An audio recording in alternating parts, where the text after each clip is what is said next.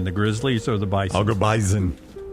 Yeah, I'd go Bison to win that, but I would rather take my chance in with the Bison. Well, I tell you what, I just don't want either. I'm going to pass on I would either, agree. if you don't mind. This 30-year-old was treated for minor injuries after being gored around 9:45 a.m. at the Old Faithful area, according to me, to the that report answers statement. the question right there. You know what you're not getting treated for when you run into a Grizzly? Right. Minor injuries. Well, that's the more I go through this story, that's why the Grizzly, to me, much more intimidating. Park officials... You know what park officials will be doing right now? Yeah, searching for parts of your body. Right. And looking to find the bear, to exterminate the bear.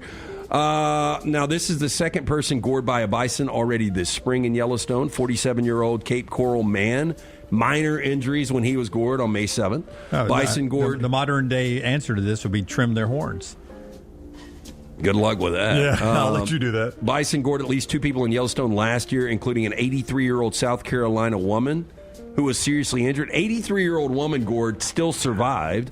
Bison also gored an Arizona woman in the park in 2023. Bison have injured more people in Yellowstone than any other wild animal. They can run up to 35 miles an hour. Boy, that thing can run 35 miles an hour. 6 feet tall, weigh 2,000 pounds. You think it sounds like an earthquake when North you're there? America's biggest land animal. They just were grazing when we were out there. We did keep our distance, but pretty amazing to see an animal like that in the wild. I would imagine so. In the wild being key word there, and I think sometimes we forget we have encroached on the wild and we're not wild. And I think sometimes we forget that as humans. The combination of idiocy and social media with wild animals has been a formula for disaster. Yeah. Trying to get the good picture up next to a bison. Since 1971, in Yellowstone, bison have killed 2 people.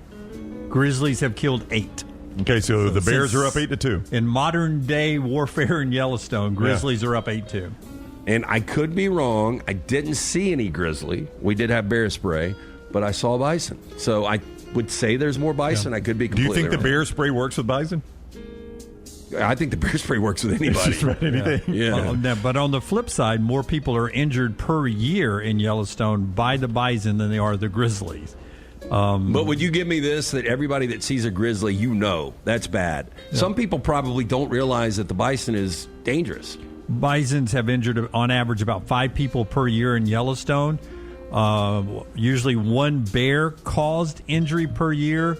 What do you think the caused injury is? The bear-caused injury? Yep. Crushing. I think they got crushed. Nope. It actually never actually gets in contact with the bear. Bear likely never sees bear spray? Them. Nope. It's the running away. You turn your leg. Running away, you break broken leg. Yeah. Well, you break that leg and you're just laying there waiting to see if it comes to get you. God, or not. can you imagine that? I like the fact that we've allowed North Dakota State fans to completely change the way we say the name of this animal. Yeah, bison. Bison. I mean, they are the only people I've ever heard say that, but we just assume they got it right. I don't know if I ever told this story on the air, but when I first got the bear spray, I went out and wanted to see the stream of the bear spray. You want to know what you have to use it. That's recommended. So went out there, and I can't make this up. I spray it, and we get a shift of wind almost immediately. Oh, no. You didn't spray it into an oncoming wind, but it picked up. And it circles back, and I run in, and I got just a slight hint of it. But is it pepper base or merch that you've been eyeing? We know there's a lot to choose from at nextround.store, so here's a few of our favorite picks. If you want to match LT and Brown, go with the TNR logo hoodie and throw in one of Dunaway's favorite hats. Any of them will do. The Backroom's go-to is the classic logo t-shirt, while my personal favorite is the light blue TNR crew neck. All of these items can be found at nextround.store and are EG approved. Rest assured, your order will be packed with lots of love from us here at the Next Round. Head over to nextround.store to start filling up your cart. As we all know, there's no off-season when it comes to college football. If you want to stay in the know with all things Auburn, join us over on thebarnauburn.com and get $25 off your annual subscription. We'll keep you up to date and give you exclusive content all the way to the first Saturday of football season on thebarnauburn.com. Take the Next Round anywhere you go with official Next Round gear. Buy yours today at nextround.store. Jim Dunaway, Lance Taylor, Ryan Brown. Live from the Birmingham Racecourse Casino Studios, the Next Round, presented by Bud Light, is on now. All right, live show rolling today. Don't forget all the new gear at nextround.store, nextround.store if you want to jump in there. Father's Day happening this weekend. Looking forward to a lot of fun time down at the Landing. Some changes there before we jump into all the headlines today. Tell everybody when we're going to be there now. Brown, so have we confirmed this? Yeah, I mean, 5 to 7 is the plan right now. There have been some moving parts. 5 to 7. There was a little confusion. The live music that starts at 5 o'clock at the Landing is actually tomorrow. So that was going to be the conflict. One of the reasons we were going to do 3 to 5. Now we've pushed it back 5-7. Guess we won't see the sunset. It'll be close, It'll be close. It'll be nice. Nice late afternoon. That's a great time to be by the lake or on the lake. Not a live show. This will be out on demand next week. Scott will drop it next week on demand. But if you're around and want to come to the Landing, Herb's spot, this is their 10-year anniversary. If you've been around this show anytime at all, you know how much Herb Winches means to all of us. He's going to sit in with us for a little bit, right? Yeah, he is. I was blown away. Like, the calls and text I got last night on when are you guys going to be here? Yeah, well, 5 to 7. Yeah, this so it's afternoon. and I've been down, 3-4 times this summer, and every time, when are you guys doing a show? And I've told everybody we've been waiting, June 14th, 10th anniversary. Herb's been talking to us about this for the last couple of years. It's finally here, so really excited about that. And you finally get to go, Brown. That's right. Dunaway's been a bunch of times. 8 or 9 times. You've been a lot. I finally get to go. So that's tonight, not June 14th, but June 13th, 5 to 7. We'll be down there. And if you're around, come on by and have a cocktail and dinner and hang out. And Bushwhackers. We'll see some folks down there. Let's get into one of our great sponsors, Vulcan Tire and Automotive, with the U.S. Open leaderboard update. Tell us about Vulcan Tire and Automotive. Yeah, great locations throughout Birmingham. If you're heading to the lake this weekend, you're heading to the beach, make sure you stop into Vulcan Tire and Automotive. Make sure that car is taken care of bumper to bumper. Your car works hard for you. Let them return the favor. Best tire pricing in Birmingham. When you mention the next round, for more information, VulcanTireandAuto.com. The two big movers today are Victor Hovland, who is 4 under today on his front 9. He's one shot back at J.J. Spawn, who had the 4 under 66 yesterday. Spawn is yet to tee off. Brooks Koepka was on the move a little bit. He's leveled off some. He's at even par. 2 shots out of the lead. 3 shots out of the lead. The other big mover today, SEC Power, Jimmy Dunaway, Sam Burns.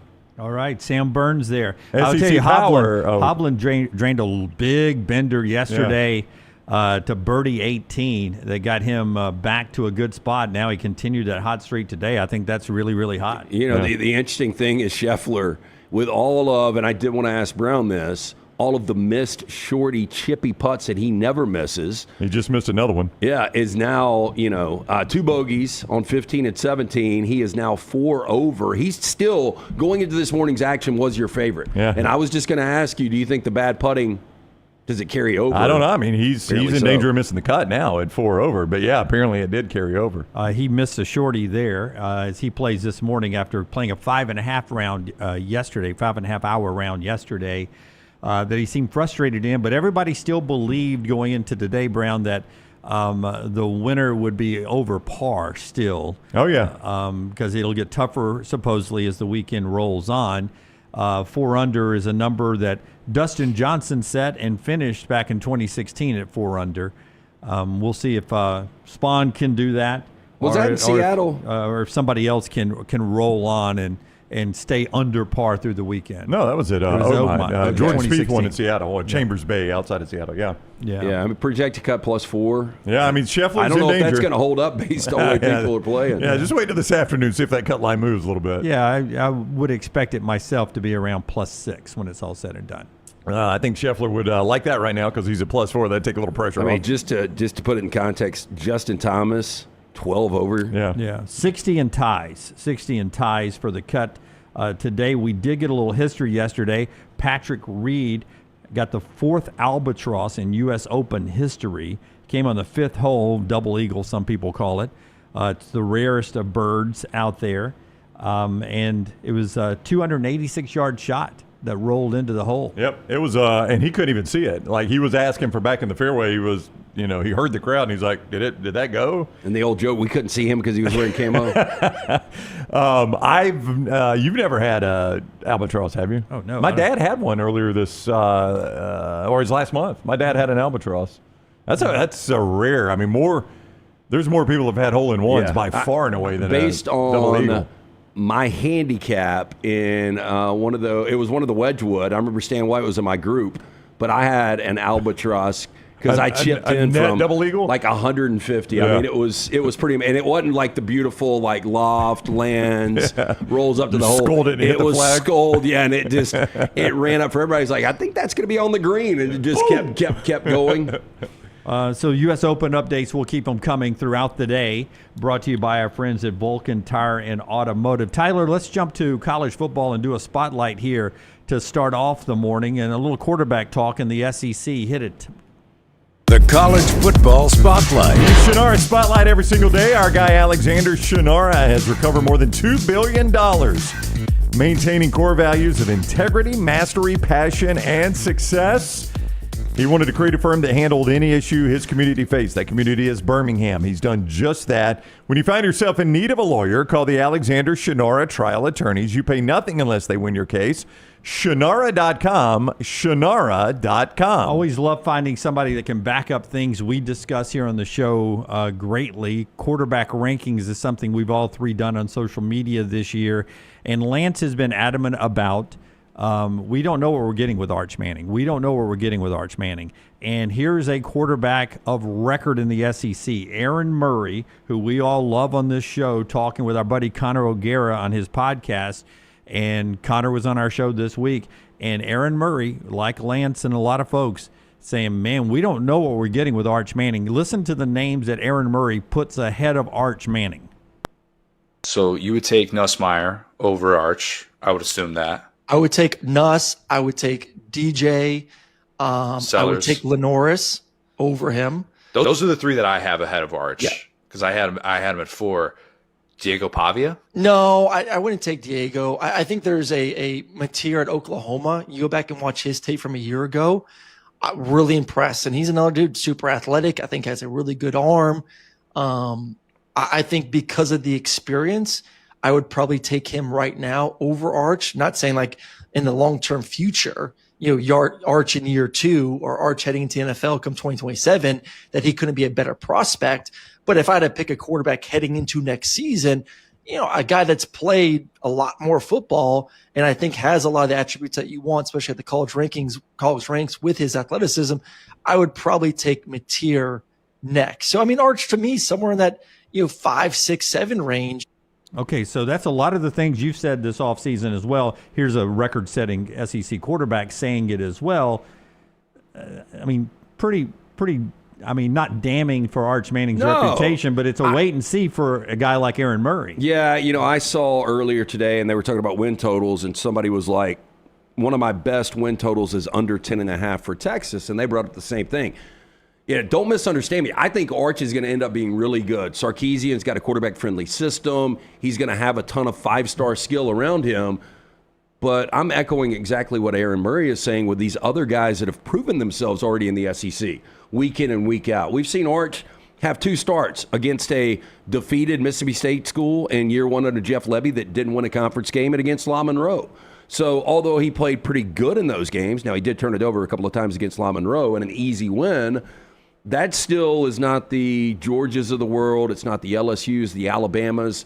So I'm just reserving judgment, and like Aaron Murray, I would, if I'm picking an SEC roster and I've got the first selection or the second or the third or the fourth, not taking Arch Manning because these other guys have already proven they can play at this level. Do you think, looking back, this is going to be hard to do, but looking back, see if you can do this.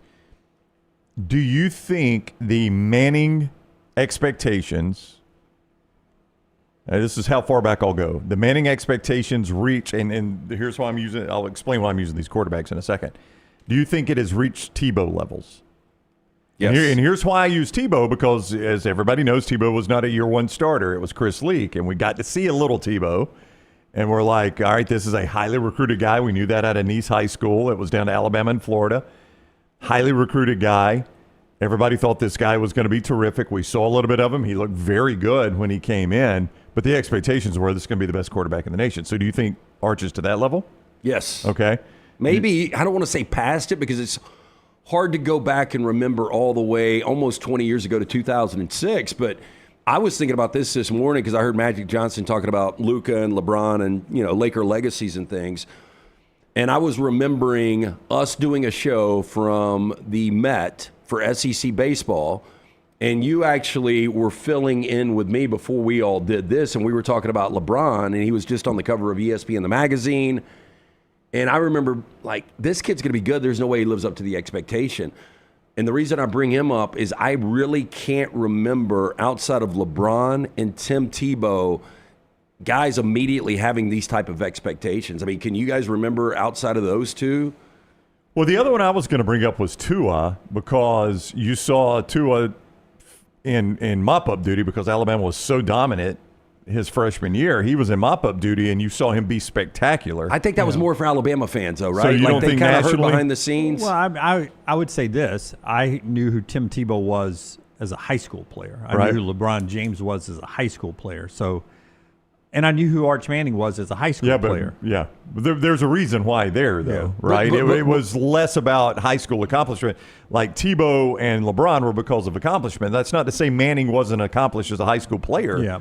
But it was primarily because of his last name. It was, but when we're talking expectations, I've watched Arch Manning quarterback in high school for a couple of years, just like I did Tebow. Tebow was getting national television broadcasts with, what was it, Nice High School? Yeah, when they played Hoover, yeah. They played Hoover, but they were, for 2 years of Tebow, they were an August game on ESPN before college football kicked off. And so I knew who Tebow was. They were broadcasting LeBron James's high school football games. Well, that was the thing. Like, if you're a sports fan of Colorado or New York, you knew who those guys were. I don't know how many guys. I mean, sure, people that follow college football recruiting, but in state, we all knew about Tua and Julio Jones. Julio Jones is one of the, most highly regarded recruited guys we've ever seen in this state. But I'm just saying, for casual sports fans in California and in Florida, did they have this expectation for Julio Jones or Tua coming into their college career or even after their first year? I'm just saying, everyone that follows sports going into LeBron from high school to the Cavs, from Tebow from high school to Florida, and now I think the same situation for Arch Manning. And Brown's right. A lot of it is that it's Peyton and Eli's family member. Yeah, I mean, that's why you were more aware of him in high school. I don't think Newman plays to a high level in New Orleans or in Louisiana. But to your point, I don't think Arch Manning has done anything in his short time of jumping in and playing for Texas, and when Quinn has been injured, that gets me excited about his future. No. It's the fact that his last name is still Manning and he's taking over is why I'm excited about it. There were moments with Tebow. I don't think so. That first year, he got in there, he'd jump past it or he'd run it. I didn't get excited about his play. You never thought he was better than Chris Leak? I never did. Yeah. I never did. Not that year. Did you think Tua? After that, I did. In mop-up, did you think Tua was better than Hurts? I remember that Vandy game when it was mop-up time and they put the freshman receivers in. I thought, God, they look. This team is unstoppable. They look so fluid. Yes. This is a fun offense to watch. So do you guys? Turns out you were right. Yeah. So last year, and I don't even know what the quarterback room looks like this year, but Trey Owens was the only other quarterback on the Texas roster that got an attempt. And if Trey Owens had the same credentials as Arch Manning, but it was Trey Owens coming into this season with the same thing Arch did last year, where Texas is going to be preseason number 1, worst case 2. If it's Trey Owens instead of Arch Manning, where do you think Texas is preseason, losing Matthew Golden, Isaiah Bond, Gunnar Helm? Their recruiting is still so good, especially at the wide receiver position, that I think they would be, still in the top 7 in the country. Yeah, I agree with that. But I don't know if they'd be 1 or 2. I think they'd be 3 to 7. Nobody would have them number 1, though. I don't think so. 3 to 7, yeah. Yeah. And I'm just saying there's a lot that is banked on this. And to me, this is the biggest expectation. Like, even with a three-year starting quarterback coming back last year in Quinn Ewers, there were a lot of people that were like, well, let's give Texas a second to acclimate to the SEC. This is the most pressure Sark has ever had as a head coach. We'll talk about it later on with Adam Rittenberg, but I think there's a belief that it's going to be 2 years of Arch Manning. I don't think a lot of people think he will be a one-and-done starter and go straight to the NFL. I think a lot of people believe Arch Manning will do what Peyton and Eli did and hang around a little bit at college and play a couple of years of college football. Somebody may want to let the Saints know. They may. No, I mean, I would lean that way. I think it's like 55-45 that he wants college experience. He doesn't need the money. Speaking of the money, the NIL is going to be crazy. His brothers stayed around when they could have come out a lot earlier. So, yeah, I mean, I would lean right now that we will see Arch at Texas for 2 years. Unless he completely slays it, wins a Heisman, wins a national championship, then, there might not be a lot to come back and play for. We'll get to that Adam Rittenberg story that he put out earlier this week. He does it every year. It's the future rankings, power rankings of college football. And he's sort of changed his criteria this year because of the transfer portal and NIL and those things.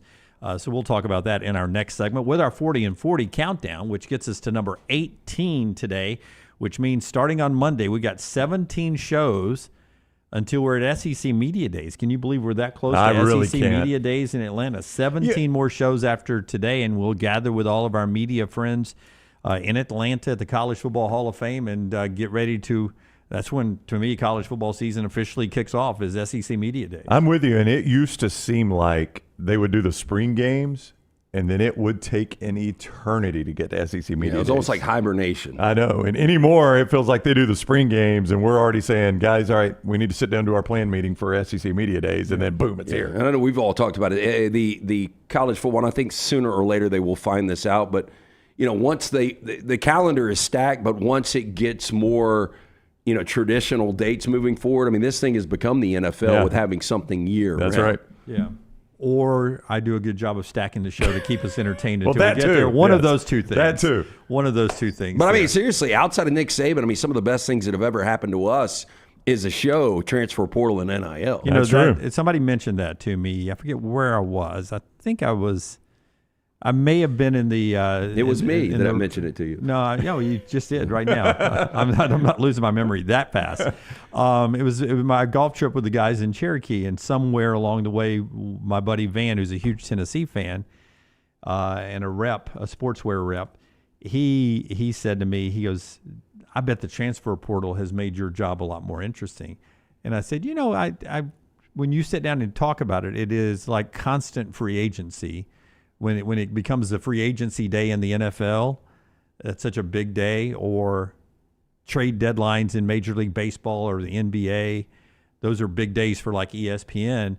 It is a constant, almost trade deadline that seems to be open all the time for us in college football and college basketball.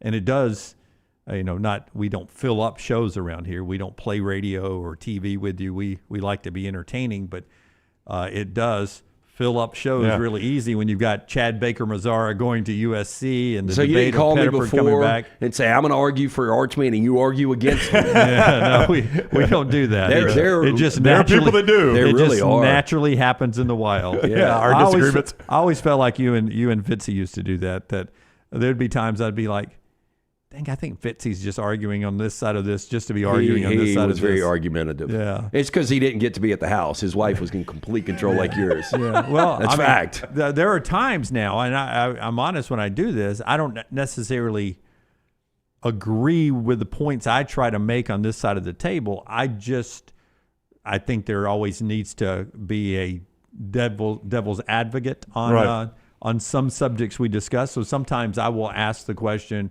oh, but what about this? Or what about this? But you're at least up front normally, like, I'm not saying I believe this, but what about it? Yeah, it but could like be this scenario or this scenario. This won't get brought up, I don't think. You maybe have it on your card or not, but the NCAA settlement of payments, like you really can't play devil's advocate on that with Title IX trying to block this and get half the payments. Well, no, they do not deserve half the payments. They deserve some of the revenue. Yeah, But I can promise you there are shows that would have done that. Like, okay, I'll take this side, you take that side. And I'd be like, hey, you know what? I'm calling in sick if you want me to take the side of they should get half. But you know how I believe the revenue sharing should be broken down differently.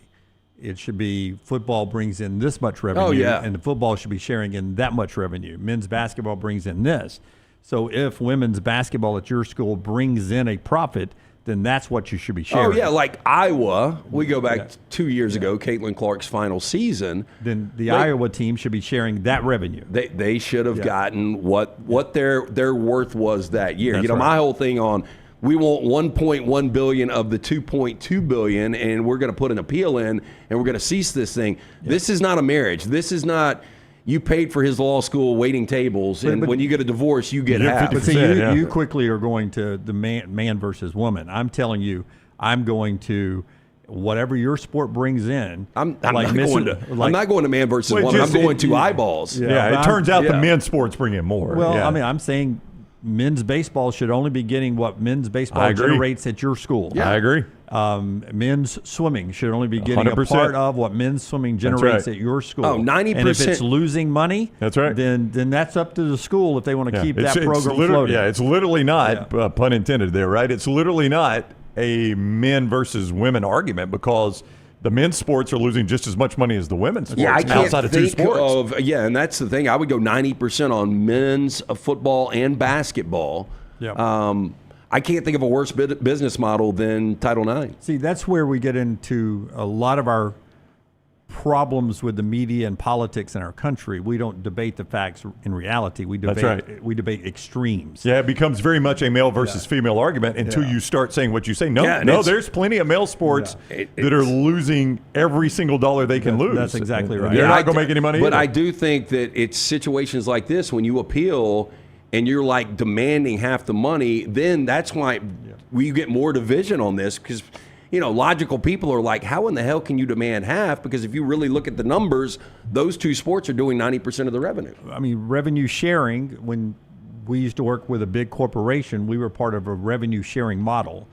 And not all shows created the same amount of money for the model that other shows created. Yeah. So guess what happened? Our show made a lot of money, didn't it? And we supported a lot of other shows that weren't making money. Yeah, but we also got paid on the air a lot more money than a lot of those people. We did. And that's the way it should work. And that's the way it's going to work in college football. But it's also one reason why this logo appears where it does is the next round. Is we looked at it and we're like, you know what? Maybe we could keep as much of that money as we could. And that's one day what I think college football and college basketball may do. They may do their own next round. They may be like, all right, that's great. I know all these other programs exist, but we're the ones that are making the money. We're going to make all the decisions. We're going to keep all the money. Yeah, interesting times in college athletics. I just wanted to bring up Aaron Murray's in our spotlight there, his thoughts on Arch Manning to back up a lot what LT and others have been saying all summer long about. I'm going to wait and see on Arch Manning. Just an example, that LSU-Clemson game, you've got Nussmeier, you've got Klubnik. Do you think there's anyone in the country that would start Arch Manning in that game for either team over either one of those guys? No. Right now, I would say no. Yeah, that's what. Hey, look, at the end of the year, he might by far be the best. By week 3, maybe by week 2, because Texas plays at Ohio State, right? Yeah. In week 1. So by the time I go to bed, head on pillow Saturday night, week 1, I may be like, well, dang, that guy's the best quarterback in the country. Oh, if he goes up there and slays it? Could be. Yeah. If it's like a 3-touchdown performance, no interceptions by Arch Manning.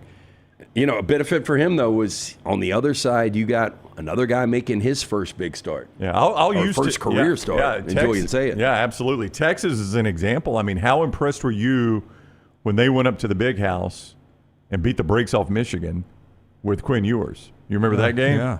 And you sat there and watched that that was the Fox Big Noon game. I was sitting there watching. This Texas team is good. Yeah, this Texas team is a handful, man. And at the same time, you were like, this Michigan team is not going to be nearly as good. I think Michigan's fallen off a little bit, but Texas beat the brakes off of them, man. Does Stephen A. Smith look like he's collecting money today? He does. He's going to break a knuckle, man. A couple of our great sponsors before we wind down segment number 1 here includes our friends at Odie's, where live music rolls back to both locations tonight. Yeah, and how about this?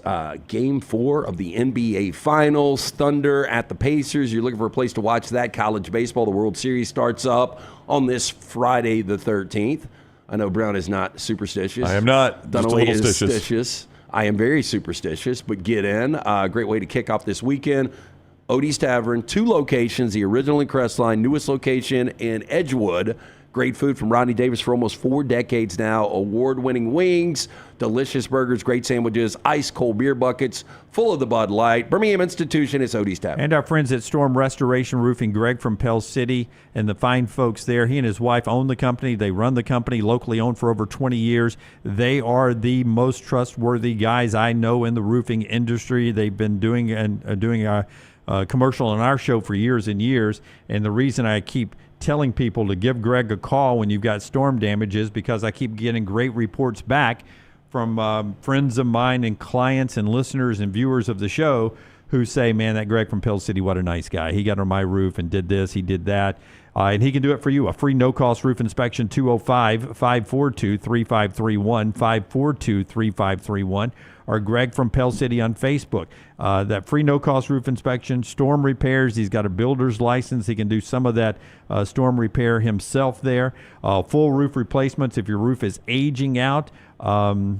Any repair on that roof. Plus, that evaluation lets you know what's going on up there. And so many of you tell me when Greg got up there, he says, man, your roof's fine for 3 or 4 more years. I'd hold off and then call me back in a couple of years. It's 205-542-3531. Greg from Pell City there on Facebook. If you are watching the Stanley Cup Finals, it is being called maybe the greatest Stanley Cup Finals of all time.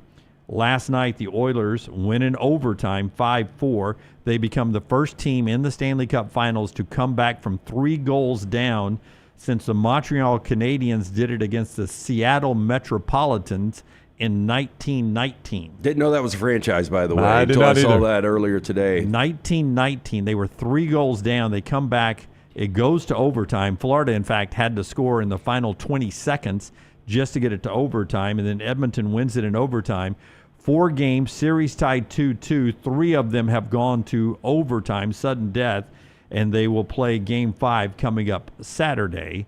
And then we'll see what happens on the series. Were you guys watching? Absolutely. Did you see them show how many Panthers fans were leaving? Yeah. And, I mean, they were already out of the arena, and they stop in their tracks, and I guess you let them back in. I don't know. Did it remind you of the Heat fans? Yeah, I was about I to was say say there's Spurs. no city more That's famous right. for walking out and then That's trying right. to get back in. I'd be a great Miami fan, wouldn't I? But you don't get a lot of goals in the final don't. 20 seconds in hockey, and it's not like in basketball you got to get the shot off. It's got to cross the red line before the clock goes 0. It's got to cross the goal line and be in. It's not when the shot is left. That's right. It's got to be in the net or at least across the goal line when it goes to 0. So those are, if it's in the last 20 seconds, those are very rare. Yeah. It's amazing how on a dime everything can change, because after the first period, 3-0, not only was the game over, the series was over. The series was over. They went to their backup goalkeep at that point, which rarely happens in a Stanley Cup final. I thought we were going to get more scraps last night. You know, at 3-0 after 1. Yeah, well, they didn't mail it in and take 85 minutes of penalties this time. We do get a game 4 tonight in the NBA. It's 7:30 on ESPN. Weird that it's on ESPN. Why is it not on ABC? But it's on ESPN tonight. According to my notes, 7:30 on ESPN. The other games have been on ABC, haven't they? Yes. I never know what I'm watching. It's YouTube Yeah, TV me for too. me. I just click on the game, and I don't know if I'm on ABC or ESPN. Now, maybe I wrote down ESPN because one of the things I was looking at was ESPN Plus. But it's on the ABC ESPN networks, Oklahoma City and Indiana. The key here is Oklahoma City, who's still the heavy favorites to win the series, has to win tonight on the road at Indianapolis to avoid falling into a 3-1 deficit that has only been overcome by LeBron's Cavalier team. Only one time in NBA history somebody come back from 3-1, and the heavy favorites have to win tonight to keep from falling into that 3-1 hole. If Indiana does go up 3-1, that's going to make it the best, to me, scenario for the series. I think if this thing goes 2-2, now as soon as I say this, the Pacers haven't lost back-to-back games in months. Oklahoma City never loses back-to-back games, so this might just go back and forth, back and forth, back and forth.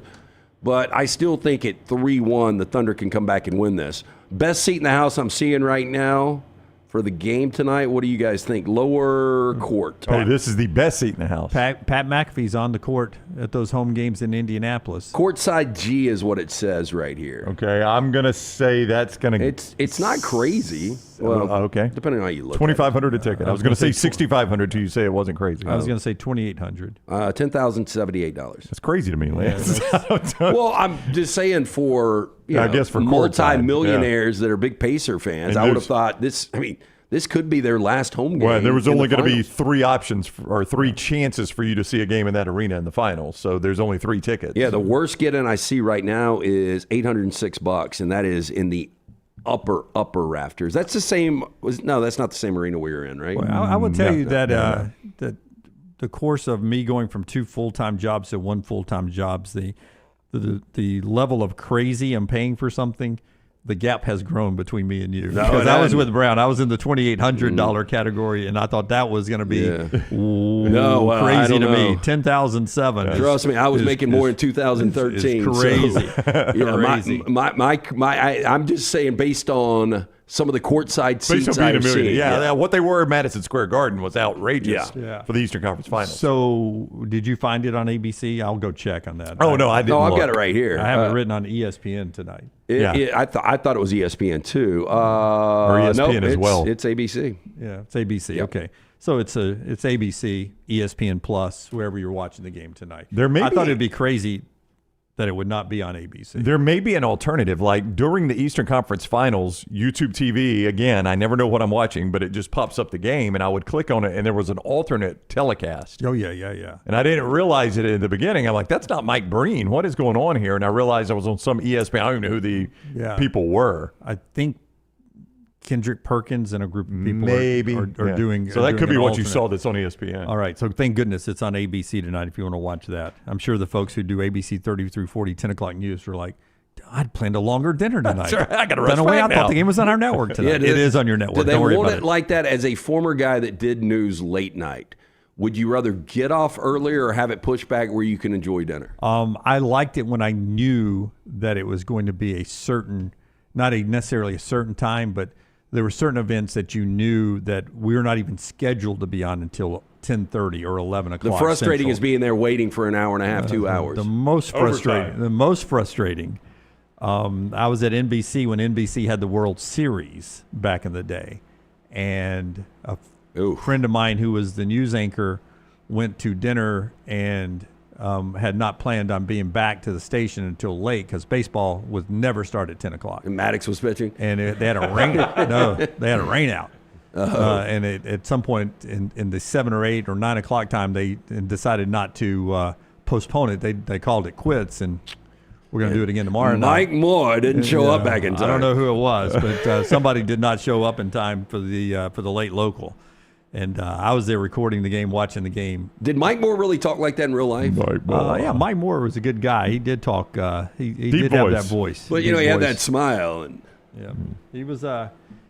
Where is he now? Did he I don't tap know, out? Man, I don't know where a lot of those people are. Our buddy Stephanie Walker, though, 25 years at NBC. Wow, 13. Steph's been there 25 years? She was there when I was leaving NBC 13, Wow. and she hit 25 years. for Congratulations to her.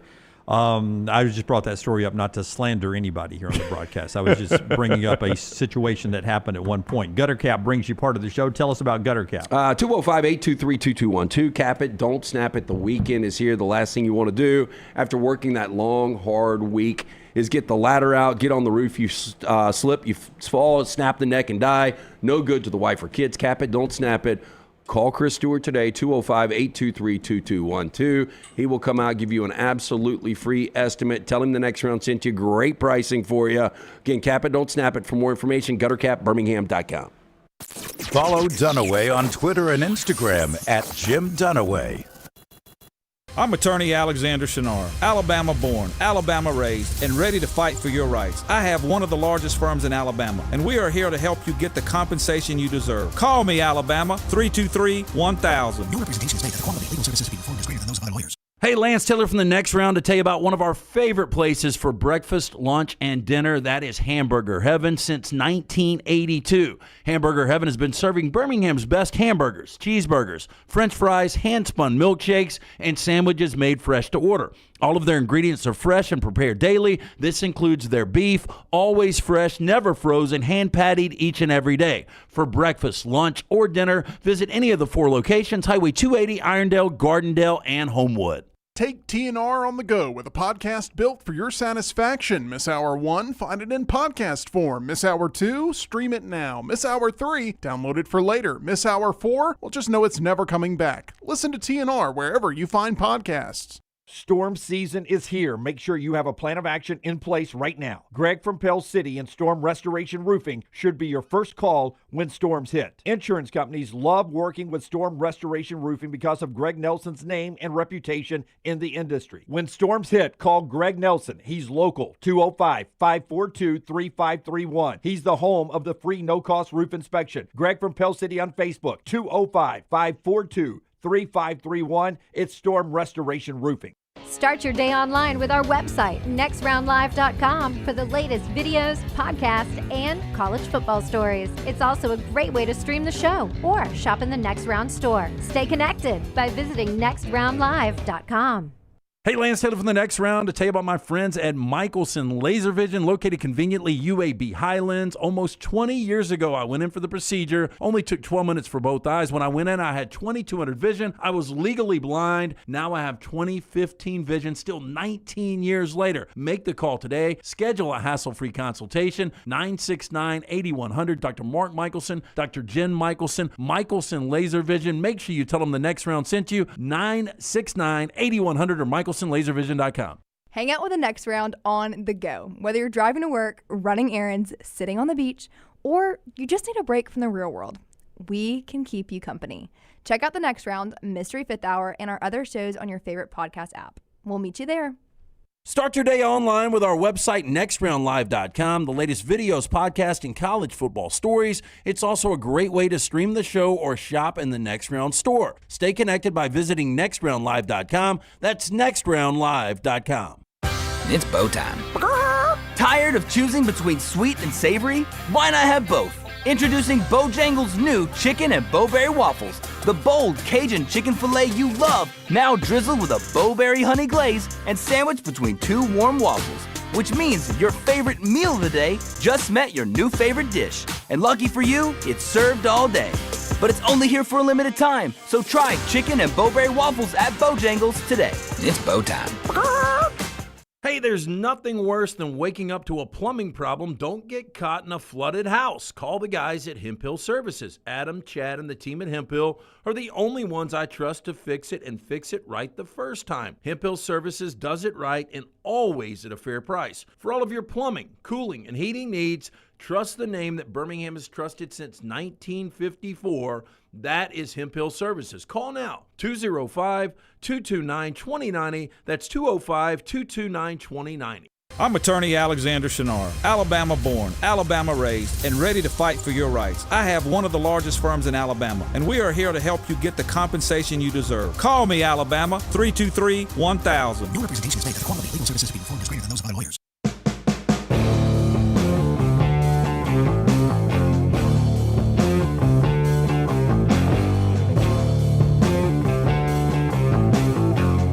Our 40 and 40 every day brought to you by our friends at Champions Boxing. It's one team every day all the way up to SEC Media Days. We're sliding to number 18 today.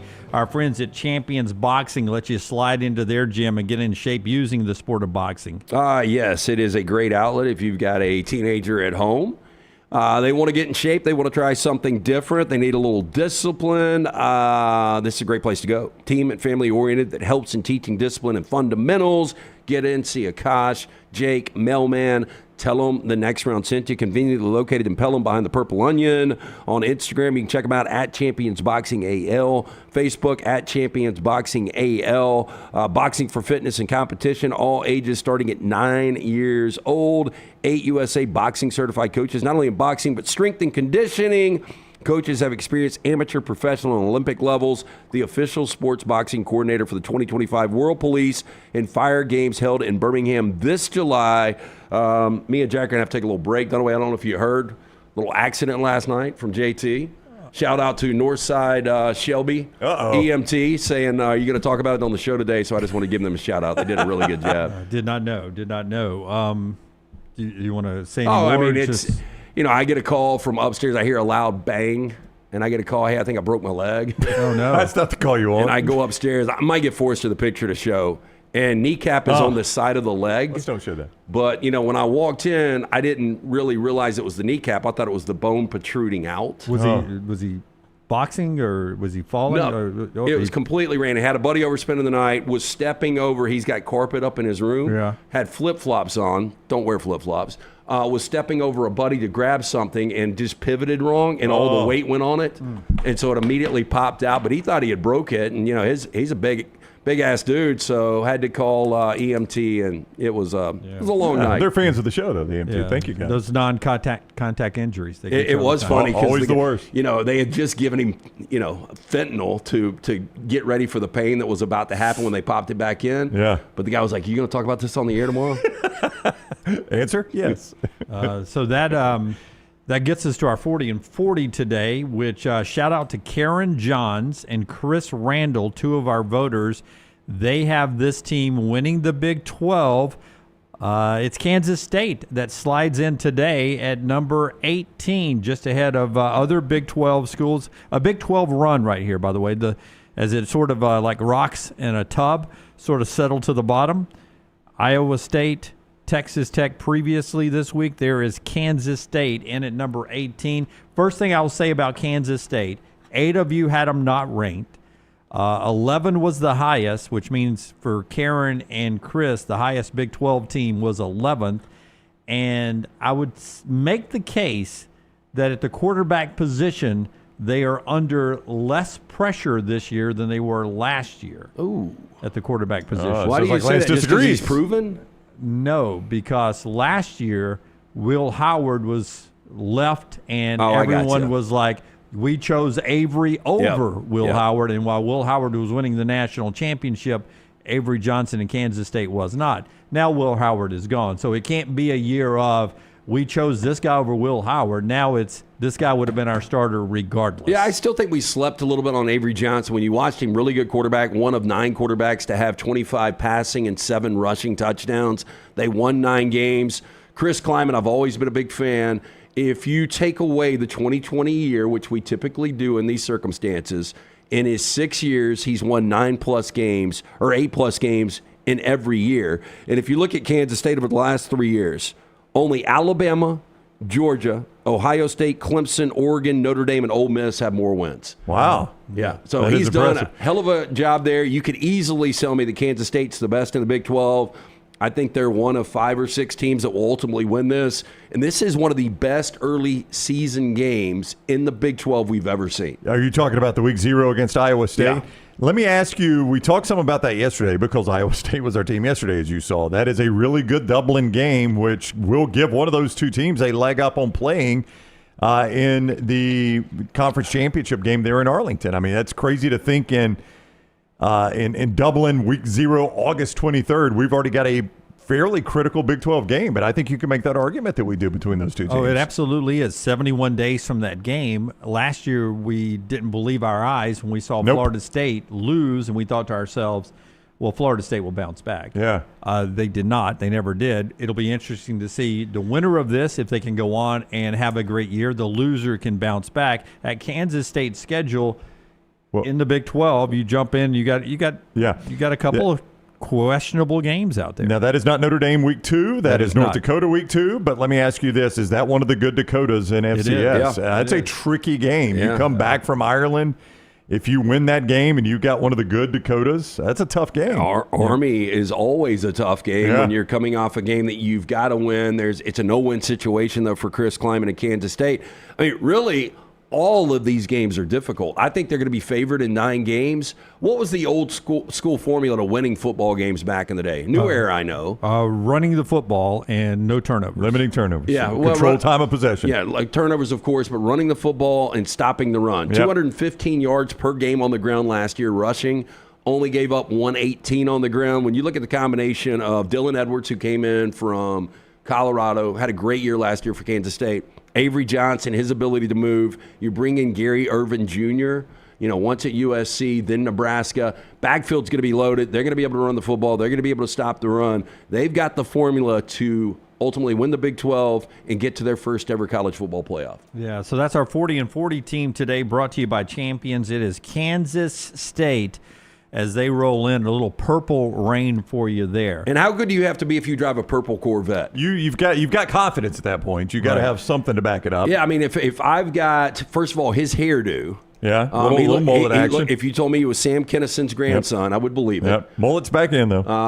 I don't know if you know who Sam Kinnison is, but if you look at Avery Johnson, the quarterback for Kansas State, he's got a little Sam Kinnison in him. But if you've got the balls to go out and with NIL dollars buy a purple Corvette, you better be good. Yeah. Better be good. Yeah. Absolutely. All right. Speaking of good, before we do more college football here, our friends at A+ made Brown's house look that much better. They did indeed. This is my guy, Brad Bell. Now, I tell you all the time, my wife and I, when we bought our house, we knew, Scott shows you what the bathroom looked like. That's a fine bathroom, but we wanted it different. It could be a little bit more functional, and we wanted darker rather than lighter colors. So we knew right away, hey, we're gonna fix the bathroom. So we bought the house, and my wife scoured the internet looking for the right person for the job.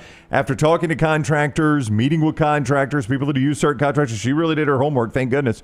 She picked Brad Bell because that's the guy that kept coming back to us. That's the one you use. Listen, I'm glad we did. Here's what Brad did. He came in, he looked at the job, he said, what do you want? And we told him, he's like, okay, that's the vision we're going to go with. He didn't try to sell us on a vision. He told me, he's like, you've heard of these one-day bathroom remodel? He goes, go talk to those people. He goes, you'll find out their quotes are often going to be higher than mine. And he goes, a lot of times they come in and they just throw up a shower over an existing shower. It's just disgusting. Brad did none of that. He did tremendous work. His crews were terrific. You could see more at alabamabathremodels.com. What they specialize in is master bath remodels, kitchen remodels, and master bedroom closets. It's not all he does, but it's what he specializes in. alabamabathremodels.com, 205-422-1758. alabamabathremodels.com or 205-422-1758. And go ahead. Lance's Lock, always brought to you by our friends at Hemp Hill Services, coming off a winning night last night. How about this today? We've got first half and game NBA Finals. We've got one big play from the College World Series aside there. 2 match plays, Brown. You'll love this, from the U.S. Open, teeing off in just the next couple of hours, and 2 totals in Major League Baseball. 7 winners for you, up and available. Let's kick off the weekend the right way. LancesLock.com, where you get a free play every single day. Always brought to you by our friends at Hemp Hill Services. Trust the name. Birmingham has trusted since 1954 for all of your plumbing, heating, and cooling issues. Any of these arise in your home or business, they are ready to serve you. 205-229-2090 or hemphillservices.com. Listen, it's not exciting, but it's newsworthy. Alabama has announced a partnership with Scout. Not Scout. Used to be a recruiting service called Scout. I don't think that's around anymore, is it? Yeah, I don't think so. Scout.com. They were the first ones, though, that I remember. Scout and Rivals. Were they? I think Scout and Rivals were the first in the game. Yeah, they were the 2 big competitors. I thought Forrest Davis was. Well, yeah, it's true. But Scout is a financial service that Alabama has signed on with that's going to assist with, quote, customized revenue distribution. For the athletes, it'll have some training. Basically, they will handle the payments of the rev sharing to the Alabama athletes. Alabama's right now the highest profile client Scout has and has jumped in there. That report coming out today that they will be doing that. I don't know a whole lot about it. I do understand the need for this, of having somebody to sort of handle this for you and also help educate your athletes, and they'll handle some of that as well, but they'll help manage this NIL and revenue distribution for Alabama. So basically, this is the equivalent of me hiring a financial advisor. He's going to handle my retirement. He's going to handle my investments. He's going to handle, my life insurance policies and all of that. This is just somebody that's like, why are you trying to do it? You didn't go to school to study this. You do a show. I mean, that's what this is the equivalent of, right? It's a financial advisor for a college athletics program. Yeah, but it's when you're talking about those dollars, too, this is wise. Cap management tools, it says it'll provide the university. Revenue share distribution, player financial tools. That's smart. And player financial education. So it'll work on both ends, both with the athletic department and Greg Byrne and with the student athlete as well. So a comprehensive agreement that they have there. It'll be interesting. They've got 30 clients. Alabama seems to be the highest profile one. I don't have a list of all of them. It's the one I've seen, and Ross Dellinger talking about it today. It'll be interesting to see all the different platforms that you'll see pop up, and different ones, and which ones you use which thing for different schools. What's crazy is our toe has been dipped in this world, not by us, but by people coming to us. Once NIL started, I mean, shortly after NIL, we started this show right as NIL was coming on the scene. I mean, the first year that NIL was available, that was the first year we were doing a show, and we were paying John Mechie and Bo Nix to do weekly hits with us. I mean, that was the first NIL deals we ever did. But we had so many people coming to us like, hey, we're on the front end of this avenue of NIL, right? and they were meeting with us, wanting us to get involved, and then somebody else would come in, and they were on this avenue. They wanted us to get involved. And it's just been fascinating to see, as this is so rapidly changed, how many new ventures there are like this. That something like this was not on the front end of NIL for us, at least. People weren't coming to us saying, hey, we want to be hook us up with some schools. We want to do financial advising. And it's just wild. You can see how rapidly this whole landscape has changed by how rapidly some of these new organizations have come on the scene. And we're just at the tip of the iceberg. But it's taken 4 years for this to finally come back around to where I think all three of us thought NIL actually would be 4 years ago. Yeah, it looked nothing like, when we were doing those first deals with John Mechie and Bo Nix, I remember all of us talking like, I didn't think this is the way this is going to work, where we just go pay them and they show up. Yep. And we do all, I knew we would do that. I always thought, though, that every commercial break would be littered with Alabama and Auburn football players. Hey, this is Bo Nix for John Johnson Cars. Yeah. Well, that also plays John Johnson Cars. And Tim Johnson's Barbecue. Yeah. Yeah. It never worked out the way we thought it would work out. I mean, it's coming around still, I think. I do believe that. I think you're about to see a flood of local commercials with your athletes. I don't know. For instance, our deals with the athletes we've done in the past would have had to go through that Deloitte clearinghouse. Yeah, absolutely. It would have. Now ours would have been 100% approved because we always attacked it that way.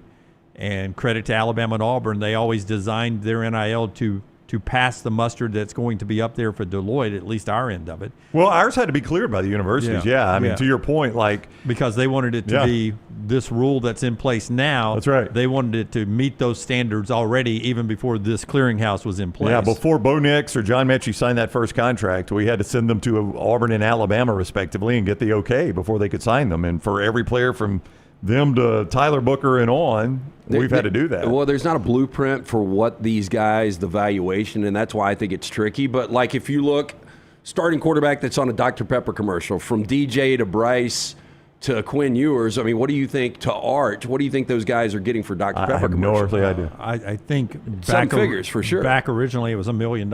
Yeah, and so, I don't know what it is now. In order to show these lucrative dollars these guys are making, you need big deals like that.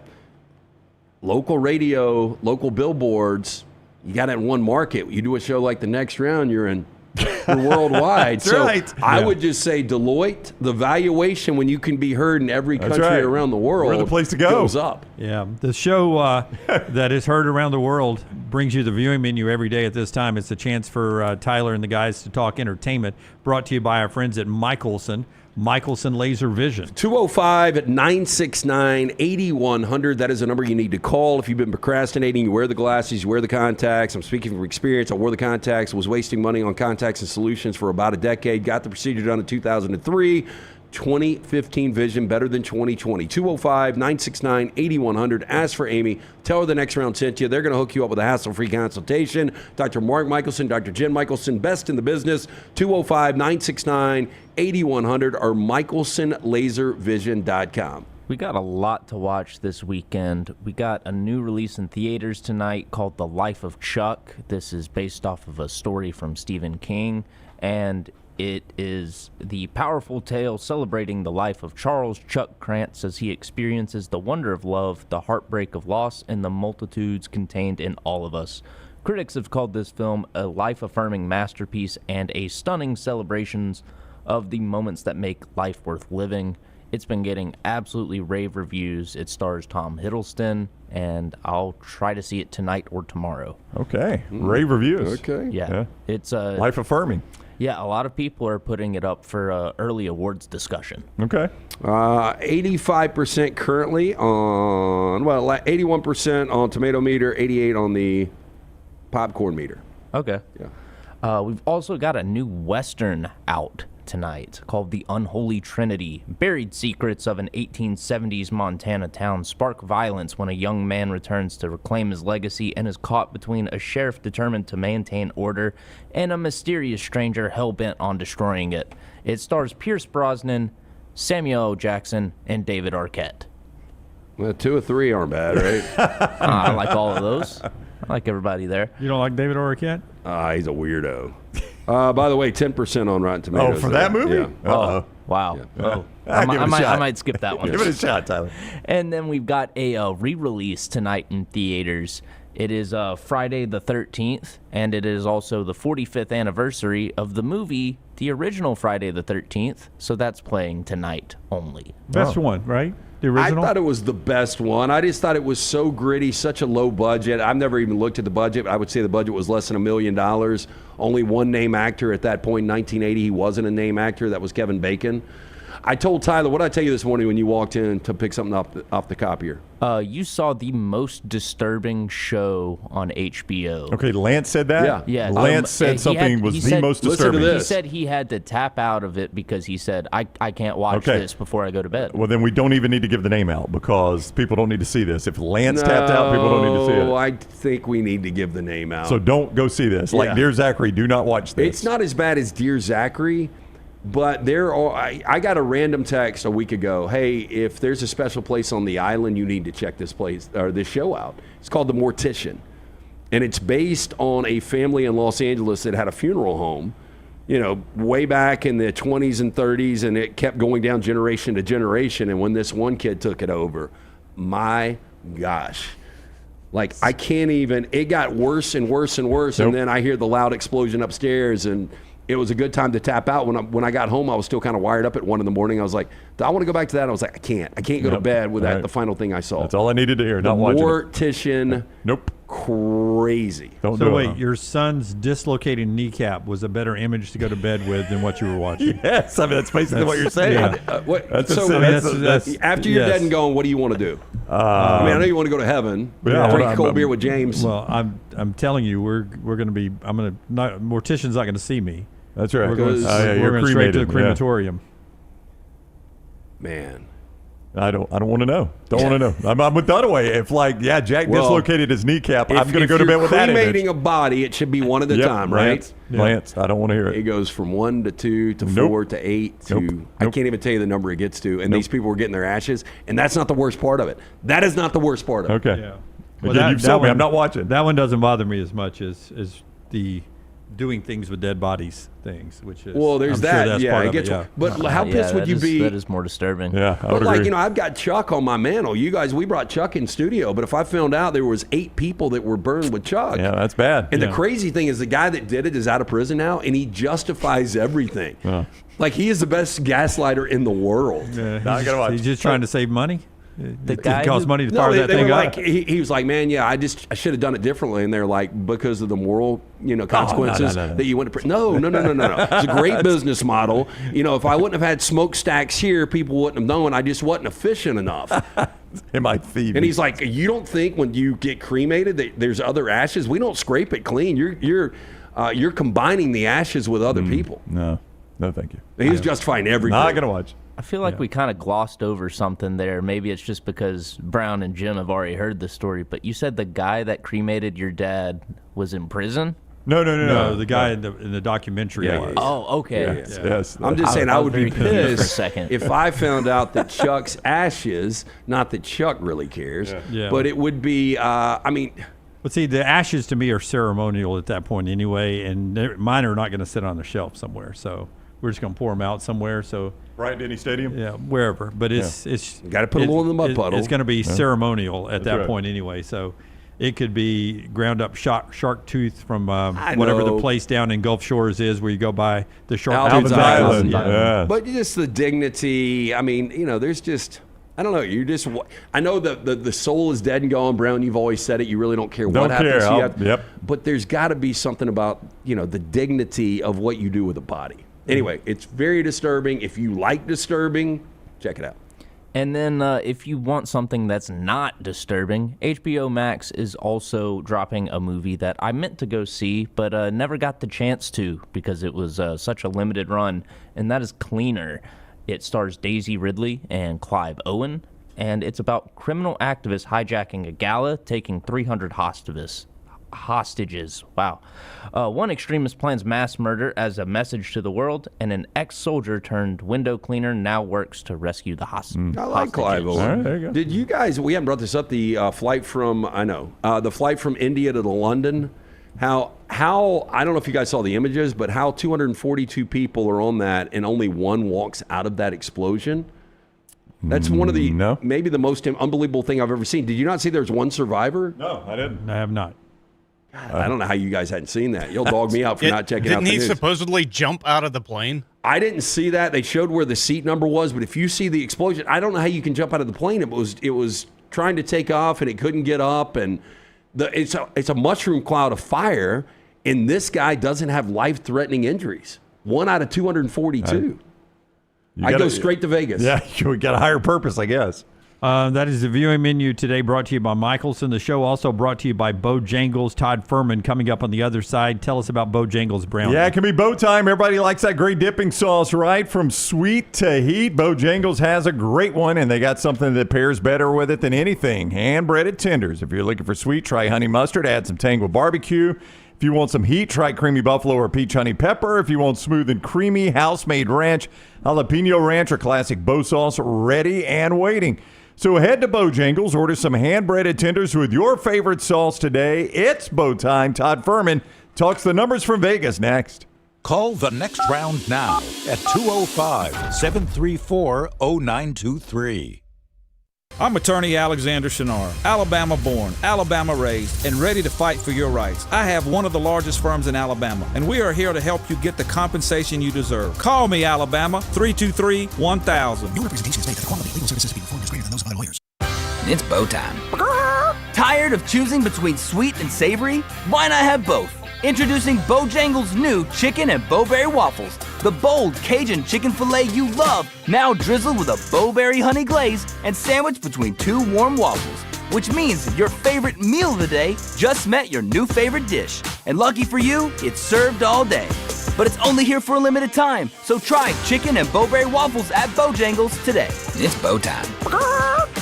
Hey, there's nothing worse than waking up to a plumbing problem. Don't get caught in a flooded house. Call the guys at Hemp Hill Services. Adam, Chad, and the team at Hemp Hill are the only ones I trust to fix it and fix it right the first time. Hemp Hill Services does it right and always at a fair price. For all of your plumbing, cooling, and heating needs, trust the name that Birmingham has trusted since 1954.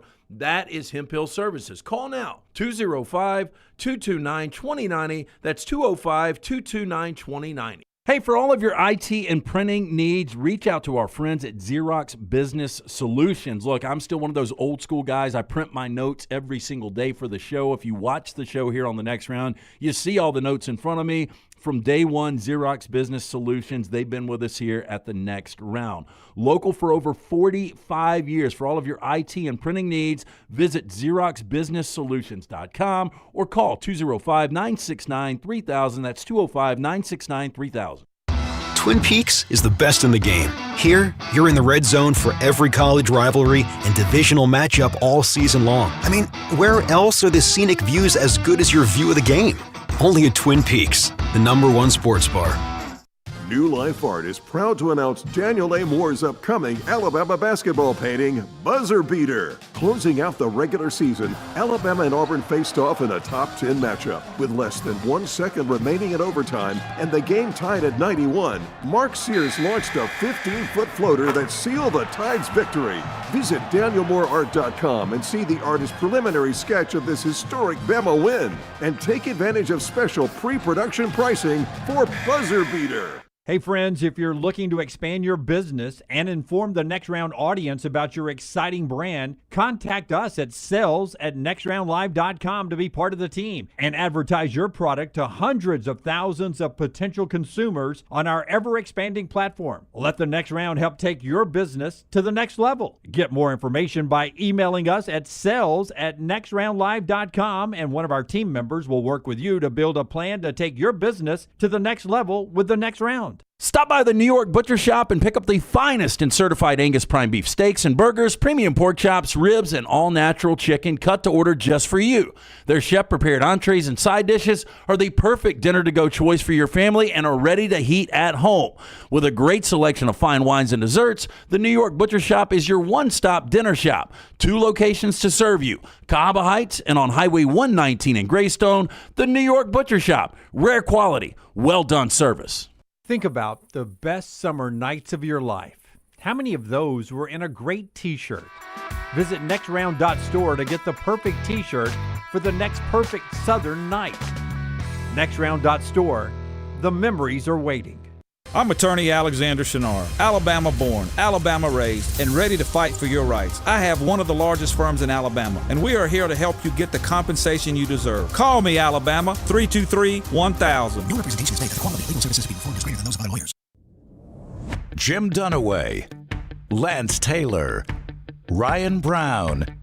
Live from the Birmingham Racecourse Casino Studios, the next round, presented by Bud Light, is on now. Apologies to Todd Fuhrman as we start hour number 2 here on the show that's brought to you by our friends at New York Butcher Shop. Tell us about New York Butcher LT. Hey, the weekend is here, but Father's Day weekend is actually here. What does Dad really want for Father's Day? He wants steak. This is going to be a win-win. Whether your son, daughter, wife, go out, pick up a gift card from the New York Butcher Shop, 2 locations, Cahaba Heights, the original, Highway 119 in Greystone. When he goes to use the gift card, he's going to buy steaks. He's going to buy sides. He's going to buy the wine, the desserts. You're going to take advantage of that as well. Dad's going to love it. Win-win, rare quality, well-done service. Get in and see Jim and that great staff. Tell them the next round sent you. It's the New York Butcher Shop. Todd Fuhrman, bettheboardpodcast.com, bettheboardpodcast.com. He's with us on the Alexander Shunnarah Trial Attorneys Hotline. Fuhrman's also on social media at Todd Fuhrman. Where? Last night, Fuhrman, when it was 3-0, Florida Panthers well in control, you tweeted what? That it was the most embarrassing performance that I'd seen from the Edmonton Oilers since Game 3. And while they did come back, Brownie, to win that hockey game, I still think it was basically the most embarrassing performance I'd seen with a team who's backed into a corner, at least for the first 20 minutes. But here we are, a best of 3 headed to lovely Edmonton, Alberta tomorrow night. And suddenly the Oilers have gone from death's doorstep to having a chance to dethrone the defending Stanley Cup champion. Did someone tweet you and say, that's why they play 60 minutes? Oh, yeah, I bet Fuhrman got killed. Multiple people tweeted me that's why they played 60 minutes, to which my response was, well, that's great because Edmonton has now played a grand total of 0 minutes over the last 80 minutes of hockey. It wasn't until the second period they woke up and got one step ahead of it, calling myself out for tweeting prematurely. And gentlemen, that's why when I'm heavily invested in a particular sporting event, you will see me go eerily quiet on social media. So I just don't tempt the fates and the gambling gods to cast aspersions my way. I mean, I think everybody's worst take on social media is almost death row worthy. Like I said that, and Scott Forster's about to show us your tweet here. Yeah, there it is. Fuhrman, at least Fuhrman called himself out, though. Way back in the day, and I own this one all the time because it was awesome. I said, man, Kansas City going after Pat Mahomes at 10 overall is such a reach. They're going to regret that. I mean, look, LT, if we want to go back in the annals of history, I think my worst tweet wasn't even what I said last night. I want to say that I tweeted out that Wayne Gallman would have a better NFL career than Derrick Henry because I didn't think there was enough tread left on the tire for Henry coming out of Alabama. So that gentleman goes down in the all-time Hall of Shame. Yeah. Wow. Wayne Gallman, I'd forgotten that name even existed. I got Brock Bowers being overrated in the NFL, and there's still a long way to go on that still one. A long way to go. Still a long way to go, Dunaway. One season does not make a career in the National Football League. But so we got plenty of time for you to be correct there. These guys, of course, the first time we interviewed Nick Saban about 2 weeks after I made that statement, they brought it up to Nick Saban, to which he chuckled and then talked about how Brock Bowers was a once-in-a-lifetime tight end talent that he'd ever seen. I think he chuckled and said, "You have him overrated?" Yeah. You gotta live on the cusp of that razor's edge, guys, That's right. especially in sports media. There is no doubt about it. Okay, another bad take from me. I thought Oklahoma City would absolutely dominate these finals. Now they are on the ropes, down 2-1, Game 4. I've had them in the first 3 games. Look, they're still obviously a favorite to win this series. Fuhrman, I don't know where you stand. I would say that you get a lot of value right now with Oak City going into Game 4, but neither one of these teams loses back-to-back games, and if that plays out, I just can't doubt Rick Carlisle as a head coach. I mean, he just finds ways for his guys to believe for a full 48. I still feel like I would play the Thunder in the series getting a pretty good price right now, but I don't feel nearly as good as I did a week ago.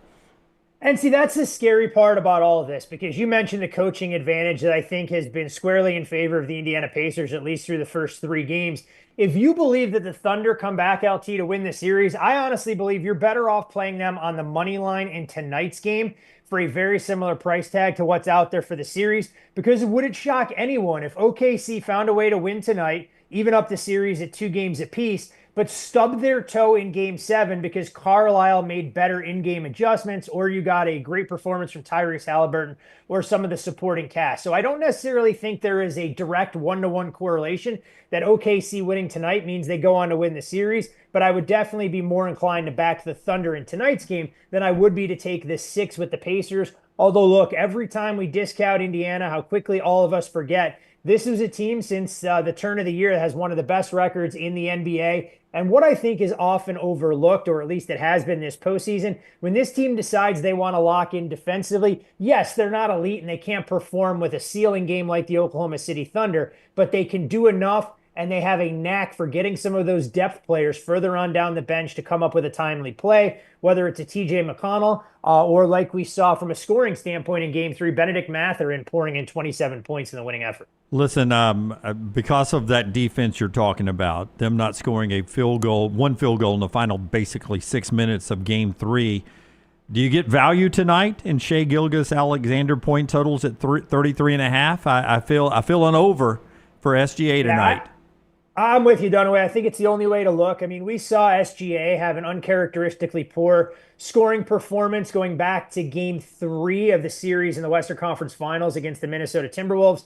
And he came out Game 4, played with a chip on his shoulder. What I think is interesting when you look at the over-under for SGA's points, it's a number that's remained largely unchanged. 33.5, kind of the prevailing price tag in all 4 games so far this series. And I do think when you look at Oklahoma City and a lethargic offensive performance, especially in the fourth quarter, that he's going to do everything he can to take it over. What's even more interesting as you dig into some of OKC's numbers, in the 2 games that they have lost so far in this series, they have hit a grand total of 0 3-point field goals in the fourth quarter. That's something that's got to change. And whether it's Lou Dort or a player to be named later, they're going to need some of those secondary options to raise their level of play and not just rely on SGA to come up with the timely bucket or 2. Todd Fuhrman is on social media at Todd Fuhrman. BetTheBoardPodcast.com. BetTheBoardPodcast.com. I'm about to ask you a college football question, but before I do that, Volfan205 in the chat kindly asked, do you know when the Bet the Board conference previews are coming out? That is always very popular among our audience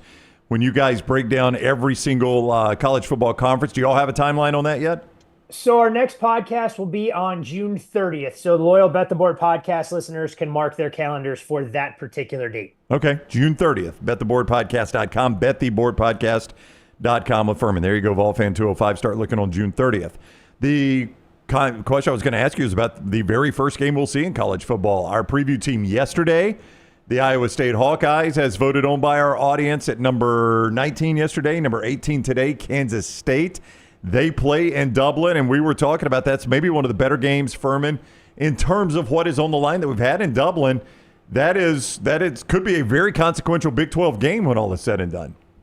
So for me, and maybe this makes me a little more old school, guys, because I feel the exact same way with the NFL, that if you're going to send teams overseas and play in these neutral venues, I think it is absolutely tremendous for the growth of the sport. But I don't love the idea that we're playing conference games in neutral sites overseas any more than I liked Florida State playing Georgia Tech last year. And this is a game that's going to have, in my opinion, more ramifications in that Big 12 race, because it is the definition of a muddled mess. I think the big question that Iowa State's going to have to answer is where they go for some of their big plays in the passing game. I mean, Rocco Beck goes into camp not knowing exactly who his top weapons are going to be in the passing game. You know, Avery Johnson and this Kansas State team underwhelmed for stretches last year. And I think it had much to do with some of their defensive shortcomings. At 3.5, where the number kind of sits is the prevailing price tag, I would lean towards Iowa State. I think a field goal or even 2.5, probably the better number there. I'm also curious as we get closer to kickoff on August 23rd, what, of course, the weather forecast looks like and the field conditions, because 49.5 for a conference game on a venue not necessarily accustomed to having college football at this high a level typically is going to lend itself more towards an under than anything else. Most people think Scotty Scheffler, the closest thing we have seen to Tiger Woods. Right now, struggling at Oakmont. I'm going to assume the books like this. How big of a liability has Scheffler become week in, week out, especially on these majors? He's become a little bit of thorn in bookmakers' side, and the main reason for that is just because he gets all of the public action that comes in. People see Scotty Scheffler, and they kind of view it as an ATM more than anything else. For a major like this, where you get such a tremendous amount of betting handle, he doesn't provide necessarily the same liability unless the shops have taken a big bet or two. But what is fascinating about the way Scotty is priced, specifically in the live markets, is books are extremely reluctant to kind of drift his numbers out. So seeing Scotty right now in that 16, 18, he was as high as 22-1 when he was 5 over par. This is a little bit of uncharted territory, especially when you consider the names in front of him. There's not a bevy of elite players that are lighting the course on fire. I think by default, you say that Victor Hovland has been that guy, and naturally, as we say it, Victor Hovland goes out there and double bogeys the 11th hole. So suddenly, from a 3 under and one of the better rounds that we've seen on course, he sits at -1. And at least through the early wave of players, we've seen the back 9 play a little bit easier than the front 9. So a lot of volatility still to come with a projected cut line right now in that +6, +7 range. I did see, I think it was BetMGM, their odds maker, they asked him about J.J. Spawn. He said, I will take J.J. Spawn right now. I think we got 3 total bets on the guy. Yeah, it's always interesting with these guys that come from off the pace. Even a guy like J.J. Spawn, who lost in a prominent playoff earlier this season, they just don't generate the buzz. So it's the top of the leaderboard typically that commands odds makers' attention. And when you have a number as short as what Scotty Scheffler was coming into the tournament, look, full credit to some of the bettors that backed him. I mean, they were looking to take a price anything north of 3-1, but it's tough to accumulate that much liability for a tournament like this that can make odds makers uncomfortable when the guy is widely priced in that +270, +275 range. Did I pick Denny Hamlin last week at Michigan? Did I tell you? Did we discuss that on the air? You know what? I think you did, Dunaway. I think that was your pick. And Denny taking the week off to celebrate the birth of his 3rd child and his 1st son. So he will not be making the trip to the road course in Mexico City this Sunday. Do you have a road course favorite when they go to these road courses that you like? Because this Mexico City, it's obviously the first time the NASCAR guys have been there, but apparently it's a really entertaining course that should be a fun race on Sunday. Do you have a favorite? A little bit of uncharted territory, to your point. The first time we'll get a cup race down there in Mexico City. I mean, SVG, clearly a worthy favorite, but not a guy that I'd be running to bet before we see how the cars look on track about 2 hours from now at a price tag right around +350. If I'm looking at the favorites, look, I think Kyle Larson is a little bit discounted here. I mean, if you shop around, you could find him as much as 9-1. I know Daniel Suarez drawing all sorts of buzz about this being his home race. And Christopher Bell has been a very difficult out on road courses.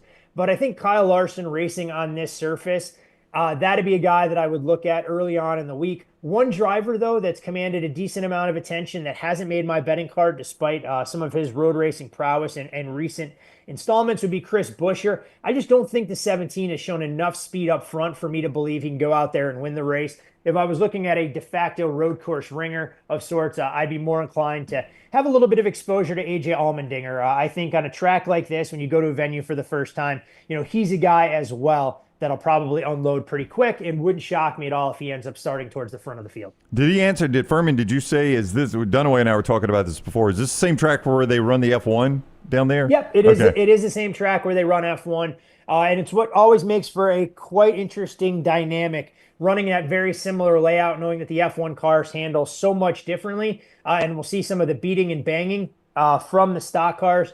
The one bit of feedback that I've been given from some folks that are down there and who've kind of done a little bit of the simulations on the track, look for turn 1 to be quite chaotic. So it's something that drives me absolutely nuts when we get some of those late race restarts. But people have told me to prepare accordingly because you can drive it in pretty deep and create all sorts of chaos the way this track is constructed. Coming out of the longest road course Front straightaway straightaway stretch that you get. So a lot of speed built up going into that turn one. I like chaos. Yeah. We're talking about chaos.